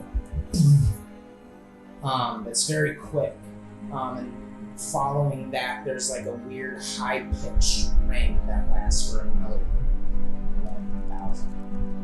1 second. And as you're turning, you're aware that it's coming from either side of those two. You know, bio, arcane, cybernetic, enhanced. Inquisitors, maybe. They might be something else. Discharged like a blast of energy. You're vaguely aware that both of them do actually have a lens eye, like a warforged that had opened up, and that flashes as well, like a light blue, a light yellow, and it just kind of streaks off the door that you just got behind, and the other one ricochets into the cave that the rest of your party is in. I'm gonna give you all 3 of you a reaction if there's anything you want to do when you see a flash of energy. Well, I wanted to say, because I didn't know he went through the door yet, I wanted to hold my action to do something right when he comes through the door. You also wouldn't know because he's invisible. Well, yeah, the Harbinger said, get out, get out, get out. Oh, so as soon as the Harbinger said that, you would do something? No. Well, I guess I would see the door moving, wouldn't I? You would see the flashes, but he didn't have to open the door anymore. So it's a little finicky. But would I not know that would I not know that he made it through the door? Oh no, you would have known that he went through based on the communication that he sent back to y'all telepathically. Yeah, so like right when he goes to the door, I wanted to throw the card underneath the door, close it shut, and as I close it shut, I want to snap my fingers. Oh damn. As he comes back into y'all's cave? Yeah. Okay. I was gonna have my teacup be at the bottom of the door where it's like half closed, you know? The teacup would fit right there, and I was gonna use it to cast a spell. Okay. You could do that too if you want. Okay. Yeah. I mean, And if it gets shut, do in reaction is gonna be all at the same time. if it gets shut in there, it gets shut in there. It's fine. Like if my homunculus. So your teacup goes in right. It goes. It's coming out ideally, right? Yes. Yeah. I'm just dashing to take cover against the wall next to the Right. door. Bonus action dash Yeah. too, so you can get It's not my 60 feet away if you want to. Oh, My steel defender is as tall as me. A little bit shorter. No. Okay. No, I I have am 2. gonna want you to make a quick dexterity saving throw. Just And to exit and stay on both your feet. See if you get the whole 60 if you need it. how big is that room? You don't know based on Lanxus's perspective. Well, the way that he was. Can I make a sleight of hand to see how far the card? Or I mean, I wouldn't know how far the card goes, but should I make a sleight of hand anyway to see how far the card goes? I mean, do you think Underneath the door? Sordello gonna really send it in there? Yeah, like that's Okay. something he's decent at. Also, He's good yeah, at throwing no, cards. I mean, are you proficient in sleight of hand? I have +6 in sleight of hand. Okay. Yeah, sure. Yeah. It would either be that or just a straight dex check. Oh, sorry. No, Dex let me see. 19, yeah. 19? Okay. Yeah, I mean, there's a little bit of a stumble there. Your boot slips because you really turned on the jets right away. But you don't lose any of your movement speed. You can move the full 60 if you wanted to. Yeah, especially since those 2 forceful blasts went off on either side of you. It's almost like it spun you around a little more than you wanted to when you were slipping between the doors, but you got it. Oh, also, random. Did the doors have handles on them? No. No, okay, just flat doors. 23 for sleight of hand for throwing that card under there. Okay, yeah, you can tell that it hits the ground right under the door, and would have gone airborne again on the other side, even though you can't see it. Like, you know, when you throw a frisbee off the ground and bounce it, ricochet it off the ground, and it would have gone up. When I snap, you hear like a roar of fire, but the roar isn't it sounds closer to like a dragon roaring than actual fire. And anybody within a 10-foot box of that card is going to have to make a dexterity saving throw. Okay. They're also going to do one for mine too. Yeah, and sorry, tell me what your Tasha's caustic brew. And it's just going to go 30 feet 5 wide in a straight line down to try to catch. Send it kamikaze style. Fire and acid. Yeah, basically. Wow. Okay, nice. And that's a saving throw too, isn't it? Yeah, Dex. Okay, give me a second. Which one of y'all has higher dexterity? That's the order I'm going to do it in. I have +2. I have 14. Hold on. I'm going to look. I don't think I have I have 15. 15. 15. So yours would go off first. Yeah. Okay. So it would just like the cup would lean over like it was spilling, Yeah. and then it would shoot out of the cup like it was like projectile Cup would vomit. also, like, shatter against something and send it flying out in spray. I mean, it's not being hit by anything. My cup's just casting the spell for me. That's all it's doing. That's exactly what Tasha's caustic room is. Yeah. Okay. So what the two of you don't see on the other side is that when your card ricochets off the ground, the teacup is already through the door, and the card is literally right under the teacup as the teacup is beginning to dump the stuff down. The card that you threw in there almost sprouts fiery wings, and looks like a smallish, That's so sick. seeming representation of a red dragon type of thing. So yeah, Dex throw for that, right? It's. I'm gonna have to prepare a lot of dice. Give me a second. I know, me too. Yeah, no, go ahead and start doing that because I do as well. Okay.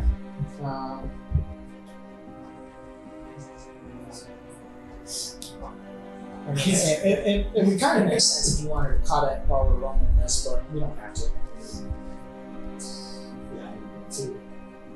Connor, we need that jar. We need more dice. We're doing so much damage. So 2 dexterity saving throws for everybody in this room. Yep. What's the range? Sorry, on yours? 10 feet from mine. 10 feet for yours. 30 long, 5 wide. Wow. Oh, it's a line starting from your. Okay. Yeah. Alright, so. I'm doing yours first. Okay. Yeah. So, what's the save DC? 16. Okay. That's 1 success. That's 2 successes. Dang it. No. I'm sorry, 20 feet. You said 17? 16. 16? That's 3 successes. Dang it. Yeah.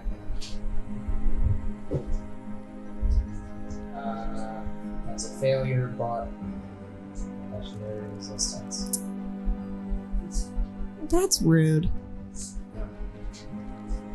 I'm doing these in a very, and that's a magic. So, Dang. but go ahead and roll your damage. Oh, they take half, right? Okay. So, how many times do I? Just roll 1 for all of them. They're all going to take the same amount of damage. Because obviously it's so relative to whatever the max HP is. Yeah, mine's a 20-foot sphere, not 10-foot cube. Okay. Alright.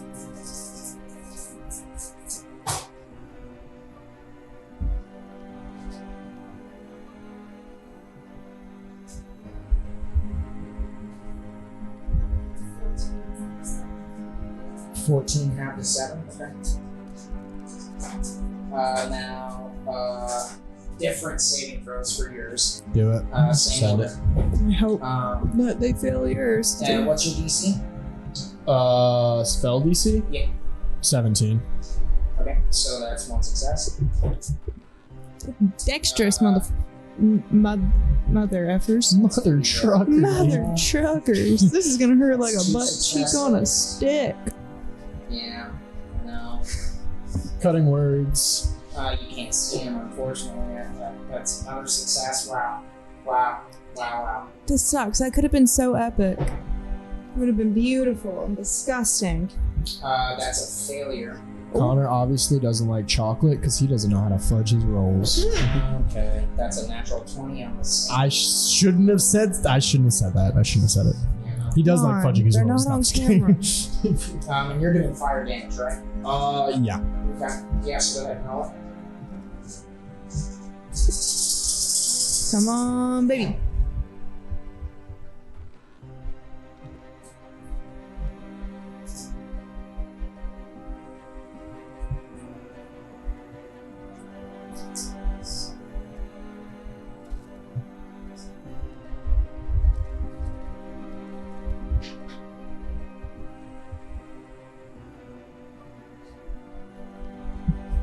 33.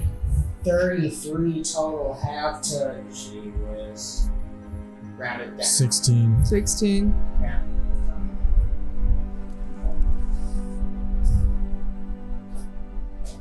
What are we doing here? What are we doing here, guys?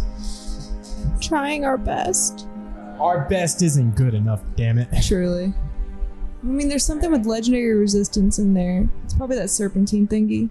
Maybe, yeah. Or the pregnant lady. Yeah, so The baby. you feel The baby. this as you're running away, right? You feel the blasts go off. You hear sizzling and almost like the sound of. Well, what sound would the caustic glue make? Like when a teapot starts boiling over. Like a high-pitched whistling and fire going off. Yeah. You feel these forces slam the door shut behind you as you leave it. You get kind of blasted forward, but with that dex save, you manage to stand on your feet, etc. The Harbinger has now, arrived with you essentially right at this door and says, "Well, I guess we're doing this. There is a possibility this will."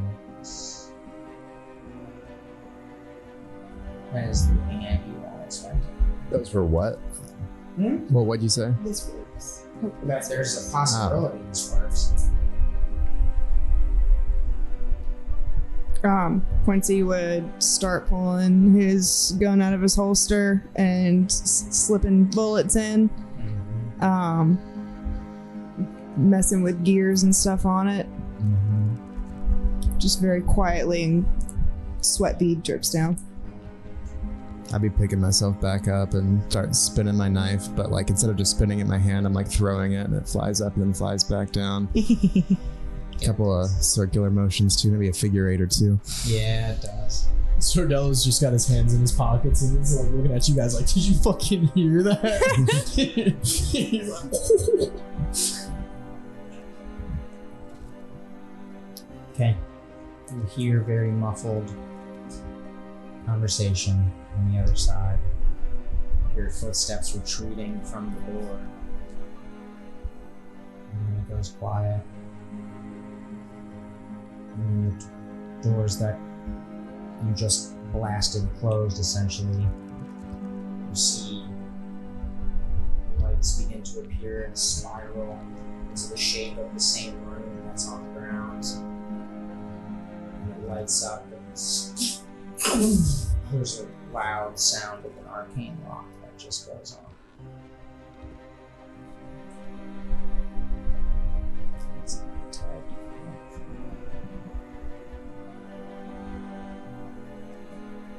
Any immediate reactions? I would. Let me find The out. Harbinger's just kind of mumbling in the telepathic bond, saying, "This just keeps getting more and more complicated." I'll cast Dispel Magic. Well, See if it does third. okay. Go ahead and roll a spell casting check, intelligence check. 'Cause it's higher than the Yeah.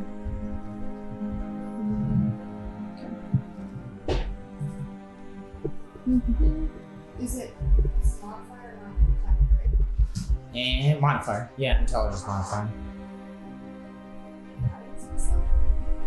Sure.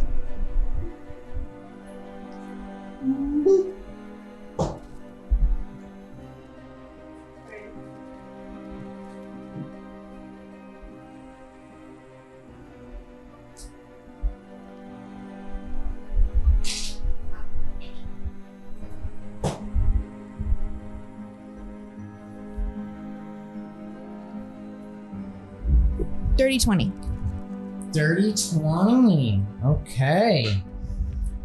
So, I don't know how else to put this. Describe to me how Quincy dispels what's essentially an 8th level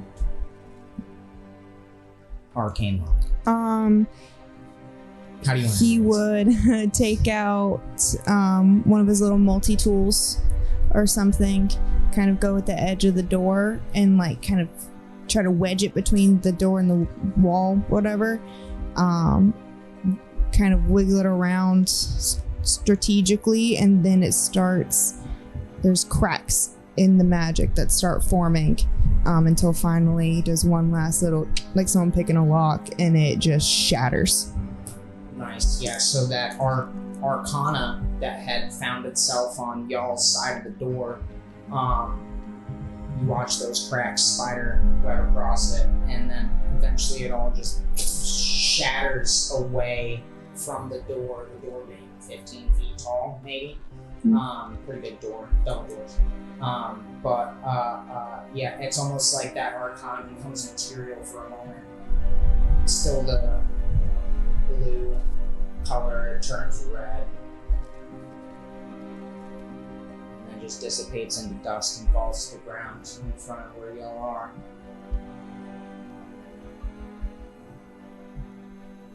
And remains there. Slightly illuminating the field. There's lighting elsewhere. I would look over at the Harbinger. We're ready. Going to do this. The door's open now, so. As you finish speaking, the Harbinger blasts off in flight, half the speed of a jet engine, because it is the full speed of a jet. It should blow out all of y'all's eardrums in this game. Yeah. Pretty close. Gets to the door, plants its hand. You watch time slow for a moment as the door just slowly opens back. The Harbinger frozen right there. All of y'all, as you look around at each other, are moving very slow as well. And then the Harbinger just rockets in. Are y'all following? Yeah. Yeah, definitely. Yeah, Sordello's kind of running in right behind him. Another card ready. This one you see it looks almost like a playing card with a weird looking lion man on both ends. Lion man. It's ace. Okay. Got the ace up his sleeve. So if you're immediately going after the Harbinger, your first step would have been essentially in slow motion. In that time slow effect of the Harbinger rocketing and opening the door. You run into this room after, and I want all y'all to make a perception check real quick as you properly enter this room, because you could cover the distance from where you are now to the door and cover the distance from the door to the actual room at the end of the hallway on the other side. I only got a 12. Okay. I also had a 12. You're never gonna believe it. But I got a 12. No way. Shot. This has happened before. It did. And it was 12. It was 12 last time 12s too. and 8s. 12, yeah. For a total of 36, if you had one. Yeah, 36. That's We're telepathically not bad. linked. Okay. You know? At this point, we're kind of like a quadruple. Yeah, So, we put I our mean, minds together. Let me do Remember? this for a Yeah. bit. We soul bonded in the solosphere with True. the soul monsters. It's canon now. They're all dead now. It's just one Weird. bad fever tree. Yeah. Basically. Okay. Wait, it's like, hey, I went to go grab you. I accidentally pushed you and you bumped your head. Oh, yikes. Yeah, so you all enter the room, and it's definitely a lounge. You see the same sort of runic pattern of House Shinari on the floor in red and black. And the wall in front of you, even though there's lighting all over this room, ambient lighting, but lighting, the wall in front of you is almost completely black.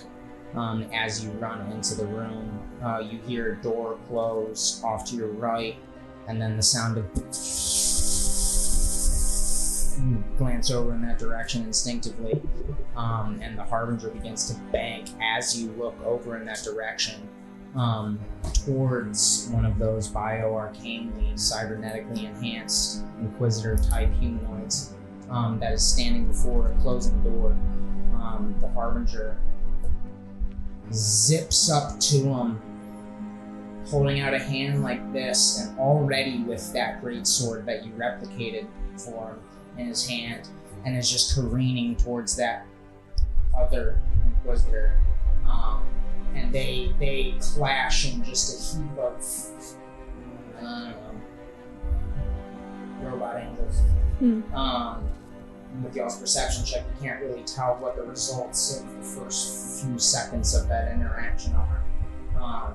But you see also standing next to the Inquisitor that is the target of the Harbinger, another person.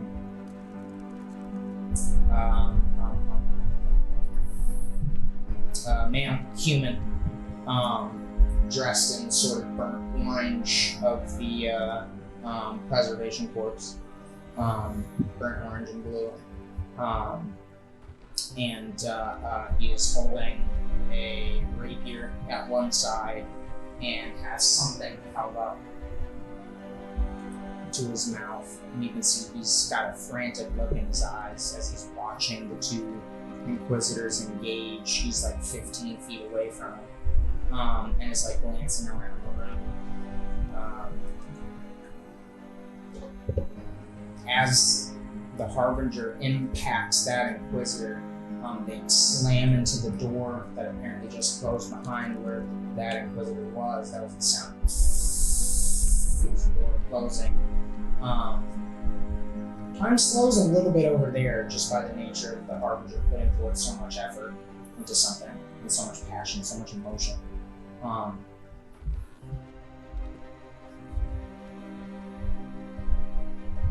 And ahead of you,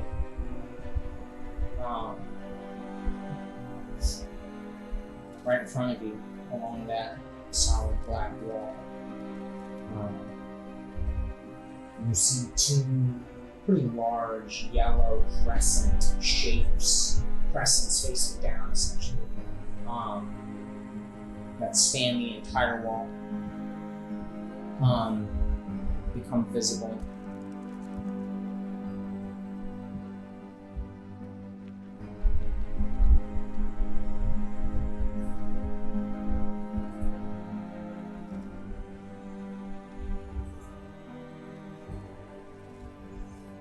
Give me 1 second.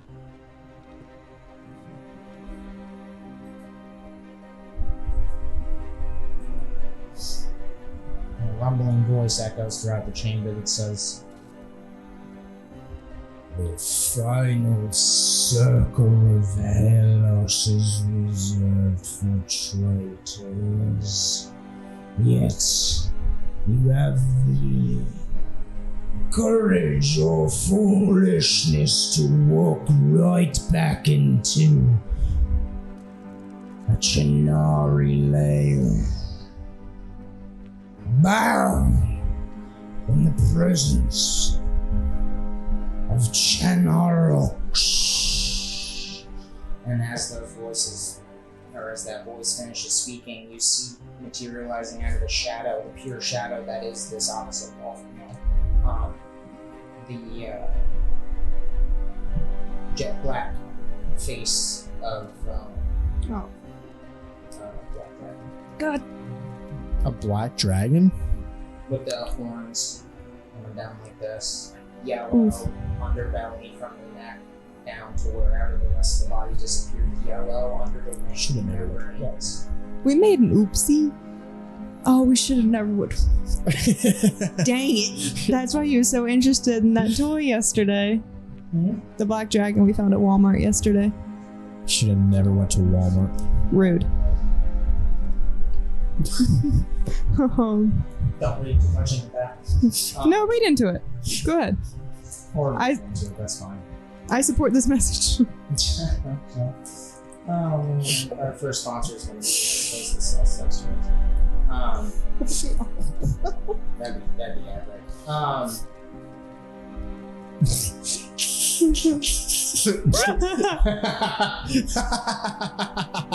Okay, I'm sorry. Oh, God, I lost it. Okay, so we're all pissing our pants. I'm invisible. Oh, okay. You just see piss showing up on the floor. Oh. I'm cocking my gun like it's gonna do shit. and Cocking your gun. just yep. Mhm. Alright, guys. And I'm gonna use tongues. the spell. Okay. Uh-huh. Yeah. So you got tongues. You got your firearm. You've got. I'm kidding. I'm not doing tongues. Probably kind of moving Mhm. that way, I would imagine. Right. Out of the fire range, presumably. Yeah. Immediately saying in my head, Harbinger, we have a problem.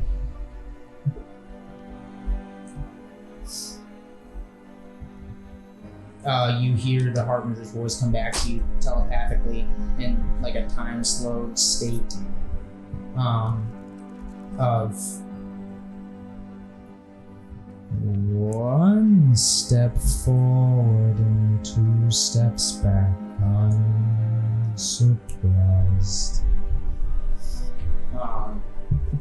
And it's as the Harbinger finishes speaking, you hear the impact of the 2 Harbingers hitting the door.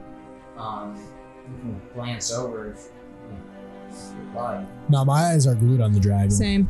Okay. I'll take a quick glance Okay, since yeah. I'm Take a invisible. quick glance over there, and you see your Harbinger, your Inquisitor, essentially holding up the other one on its +2 good sword. Nice. Metal. Yeah, Some absolutely. Gears of Able War to- shit. and it's just kind of like frozen there for a second, looking up, and then you see a subtle glow beginning to come from the one that just got stabbed. And it's as that glow begins happening that the Harbinger lets it down and then begins to rip the plates off of its body. The sort of warforged lens of an armor gets ripped off, thrown off to the side. There's a plate that straps around half of the trunk on this Inquisitor, ripped off.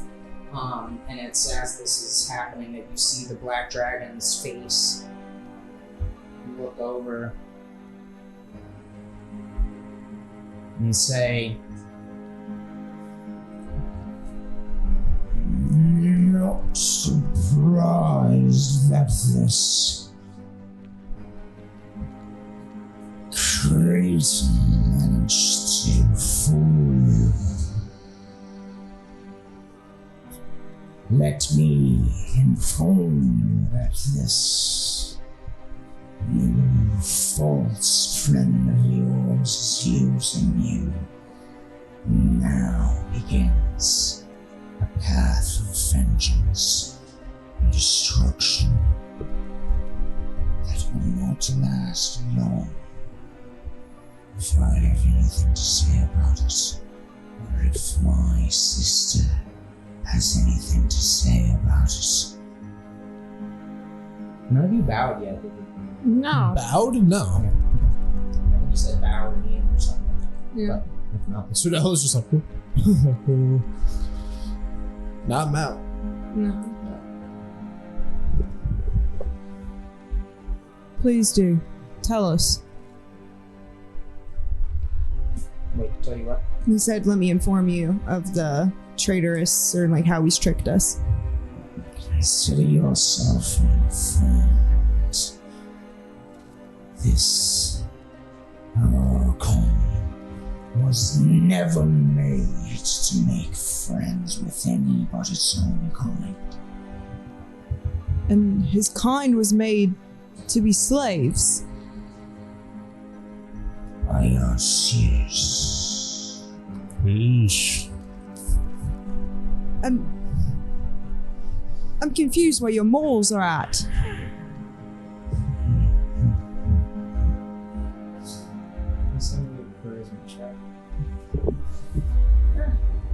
It's a bold tone. Can I also do like an arcana on him to see like what type of creature this is? Arcana on Yeah, or maybe what creature? on the drag. Is the dragons talking to us? Yes. Yeah, maybe a history check to see like what type of creature this would be. History or nature, I mean, you know a dragon when you see one, 4 legs, a long neck, you know. Doesn't look fiendish. Fangs. Or anything. Doesn't look fiendish or anything. No.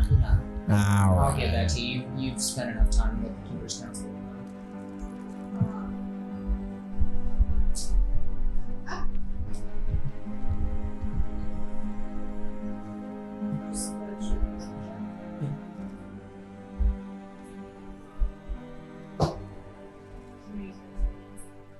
dice. One better. Yes. 8. 8. I mean, I'm okay with him knowing I'm angry. Um, I'm not trying to woo him. I'm trying to be like, what about? What about us? You make no sense, homie. What about all the broken hearts? you said something about where your morals at. Yeah, because he's, I said they were creating slaves. He was like, yeah, we're in the right here, basically.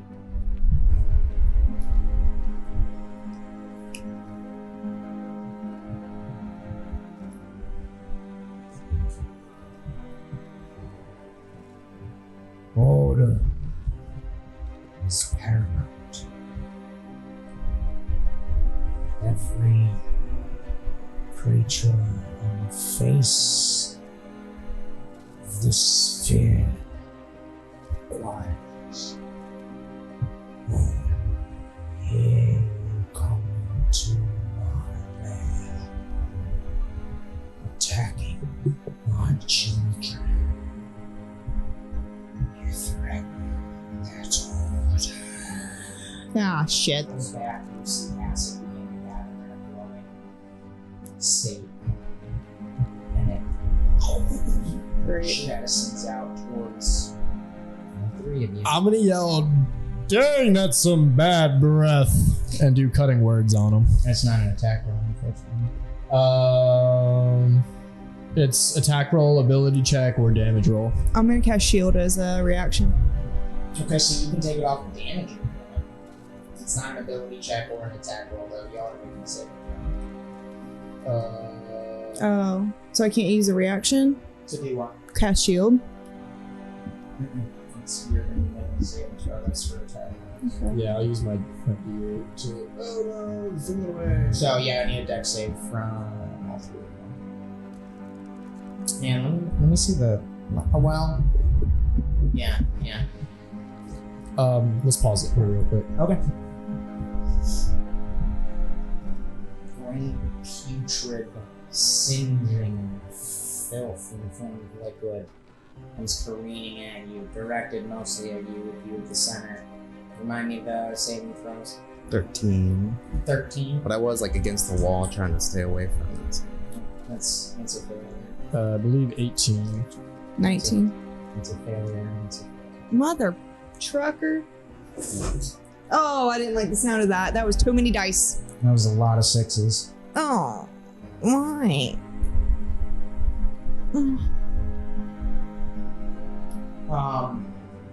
So each of you takes 33 points of acid damage. I am bloody. 33? 33. That is exactly half my HP. That's more than that. For me. Oh, Oof. Lord have mercy.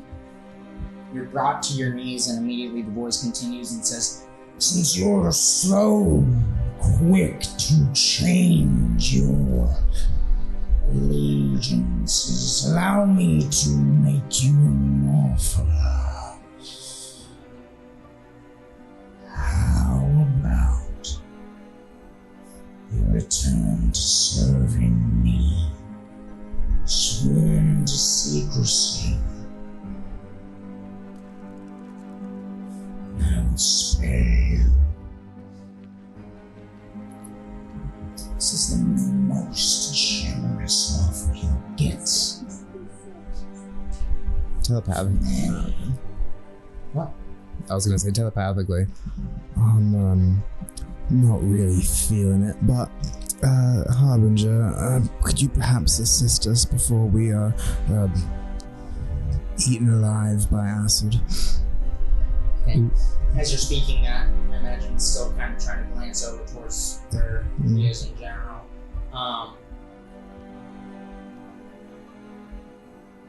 Yeah, you see him kind of like grasping and holding this, what's it, just stabbed, that's essentially become like stardust, and just like falling to the floor in front of him.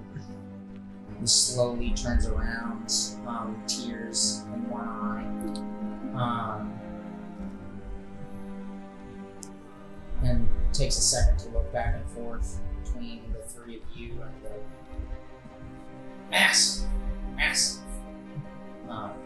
black dragon in front of you. And the Harbinger says,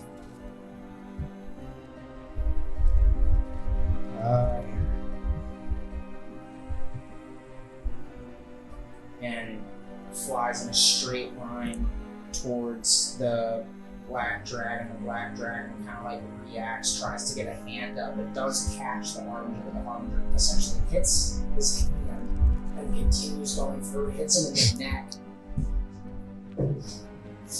Ooh, that's 2 nat ones. Oh. And the black dragon goes down. Like literally just from the sheer impact of the Harbinger, the black dragon goes down to the ground, its head whipping, its head hits the floor. Chunks of the cave are falling around you. It shatters the mosaic pattern of House Chinari in this space. And you hear the dragon screaming out, not knocked out by any means, but not over. The Harbinger immediately kind of like pulls back and is starting to fly around. You hear the telepathic communications and go. This was a mistake. Now there is only one outcome that is worthwhile. You're saying to leave you? Yes. No. You stay. You're done. You can see this. Yes, well, I'm quite ready to teleport out of here. For once. The And Harbinger flies immediately back into the dragon. Impacts. Yeah. The dragon is turned up. Quincy, I know this is hard, but it might be the right decision. Another acid breath towards the Harbinger to hit and recharge. If the Harbinger loses, we're fucked anyway. I'm gonna kind of hold. Dimension Door, you can take one person at a time, right? One person. I can swim out. I can go in and out a couple times. And I'm gonna kind of hold my hand out for whoever the first person wants to grab my hand. So as the Harbinger kind of takes that acid, takes that acid to the face, the rest of the metal all over its body is kind of showing some melt, almost like it immediately went orange with rust. Is like very disoriented, still holding that sword, which is also dripping acid, sees you holding your hand out and hearing this conversation as well through the telepathic link.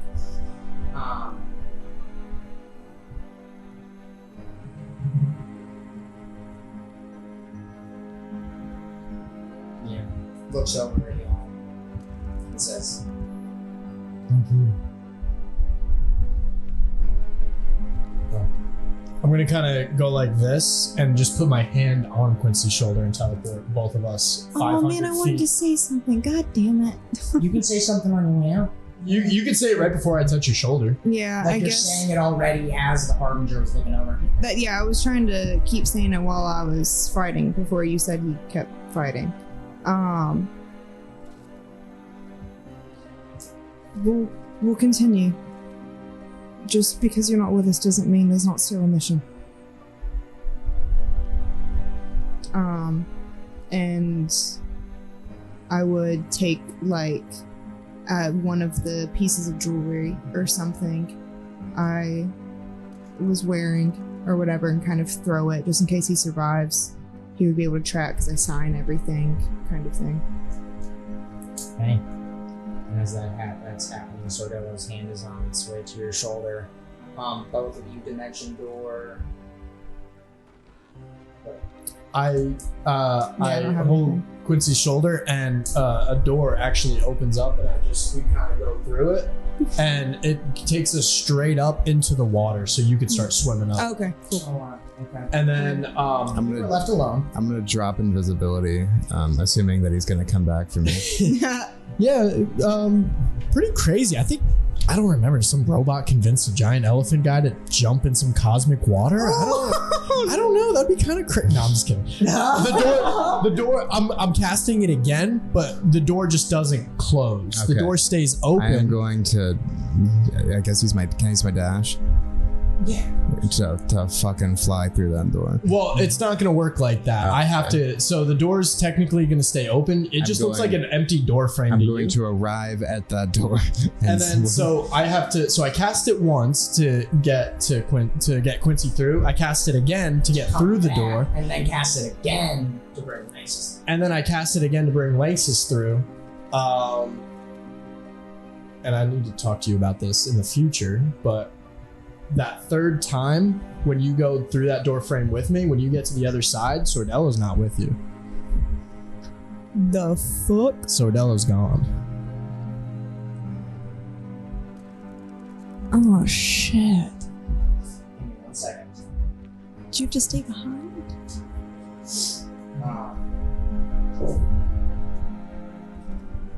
As you're teleporting Lanxus through,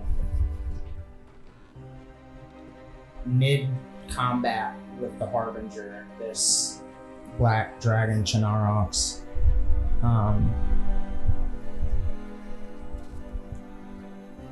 hollers out. Let me check your note. For continuity and lore's sake. Hold on, I'm gonna send a text real quick too. You're good. You just hear, both of you, Lanxus and Sordello, you hear the dragon just call out, Servo! Your time has come, and that's What do you say? through the door. I couldn't understand that. Saravyaru, your time has come. You texted me? I already sent it. Oh. Your phone? Okay. Yeah. Oh. Okay. Okay. Yeah. Sure. I see. I don't think he gets it. No, I do. Did you see the message? Yep. Oh, yeah. Perfect. So, both of you are teleported in your own time into the water and are surfacing gradually. You surface first by yourself, looking around in this basin once more. Looks like some clouds are collecting off to the side where you can see a wall of rain. And then it's maybe 5, 6 seconds, 8 seconds max later, Lanxus surfaces as well. You don't see Sordello or the Harbinger. Or the dragon. Did he stay back? He was gone as soon as we teleported out. I don't know if he was left there or went somewhere else entirely, or perhaps is no longer with us. Quincy would just kind of be sitting there on the edge of the water, just like stunned, dissociated, veins popping out, angry that he was forced to leave, like just kind of reeling. For what it's worth, I would have stayed, but I didn't want to leave you.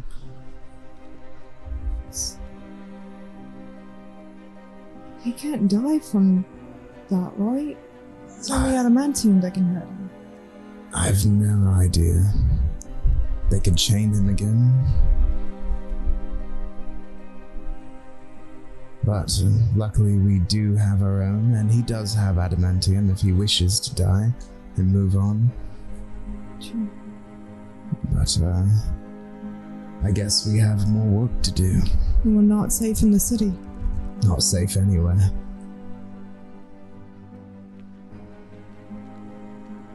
As a quick answer, what are y'all's immediate plans? Obviously, you're walking out of here unless you have magical means of travel otherwise. But what would y'all's immediate plans be? Within like 24-hour plans in order to find a safe spot to rest, and then also like mission plans. Do you have sending? If to find somewhere to go, we can go back to the countrysides where I'm from. No one will find us there. I guess that's a good first spot. Back to Borne. No reason to take anything too quickly, but I do have some contacts that we can use when the time arises. It's probably a good idea. See if we can find Sodell in the meantime. I doubt he would leave us alone anyways. If we could. Hopefully. Hopefully he doesn't.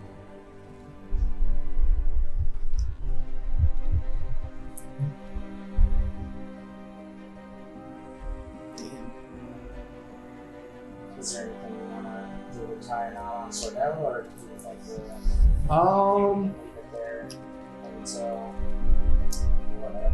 He's dancing with an elephant man in the ether. Yeah. So, if we want a neat little bow, It's your call. let me think. So, Sordello.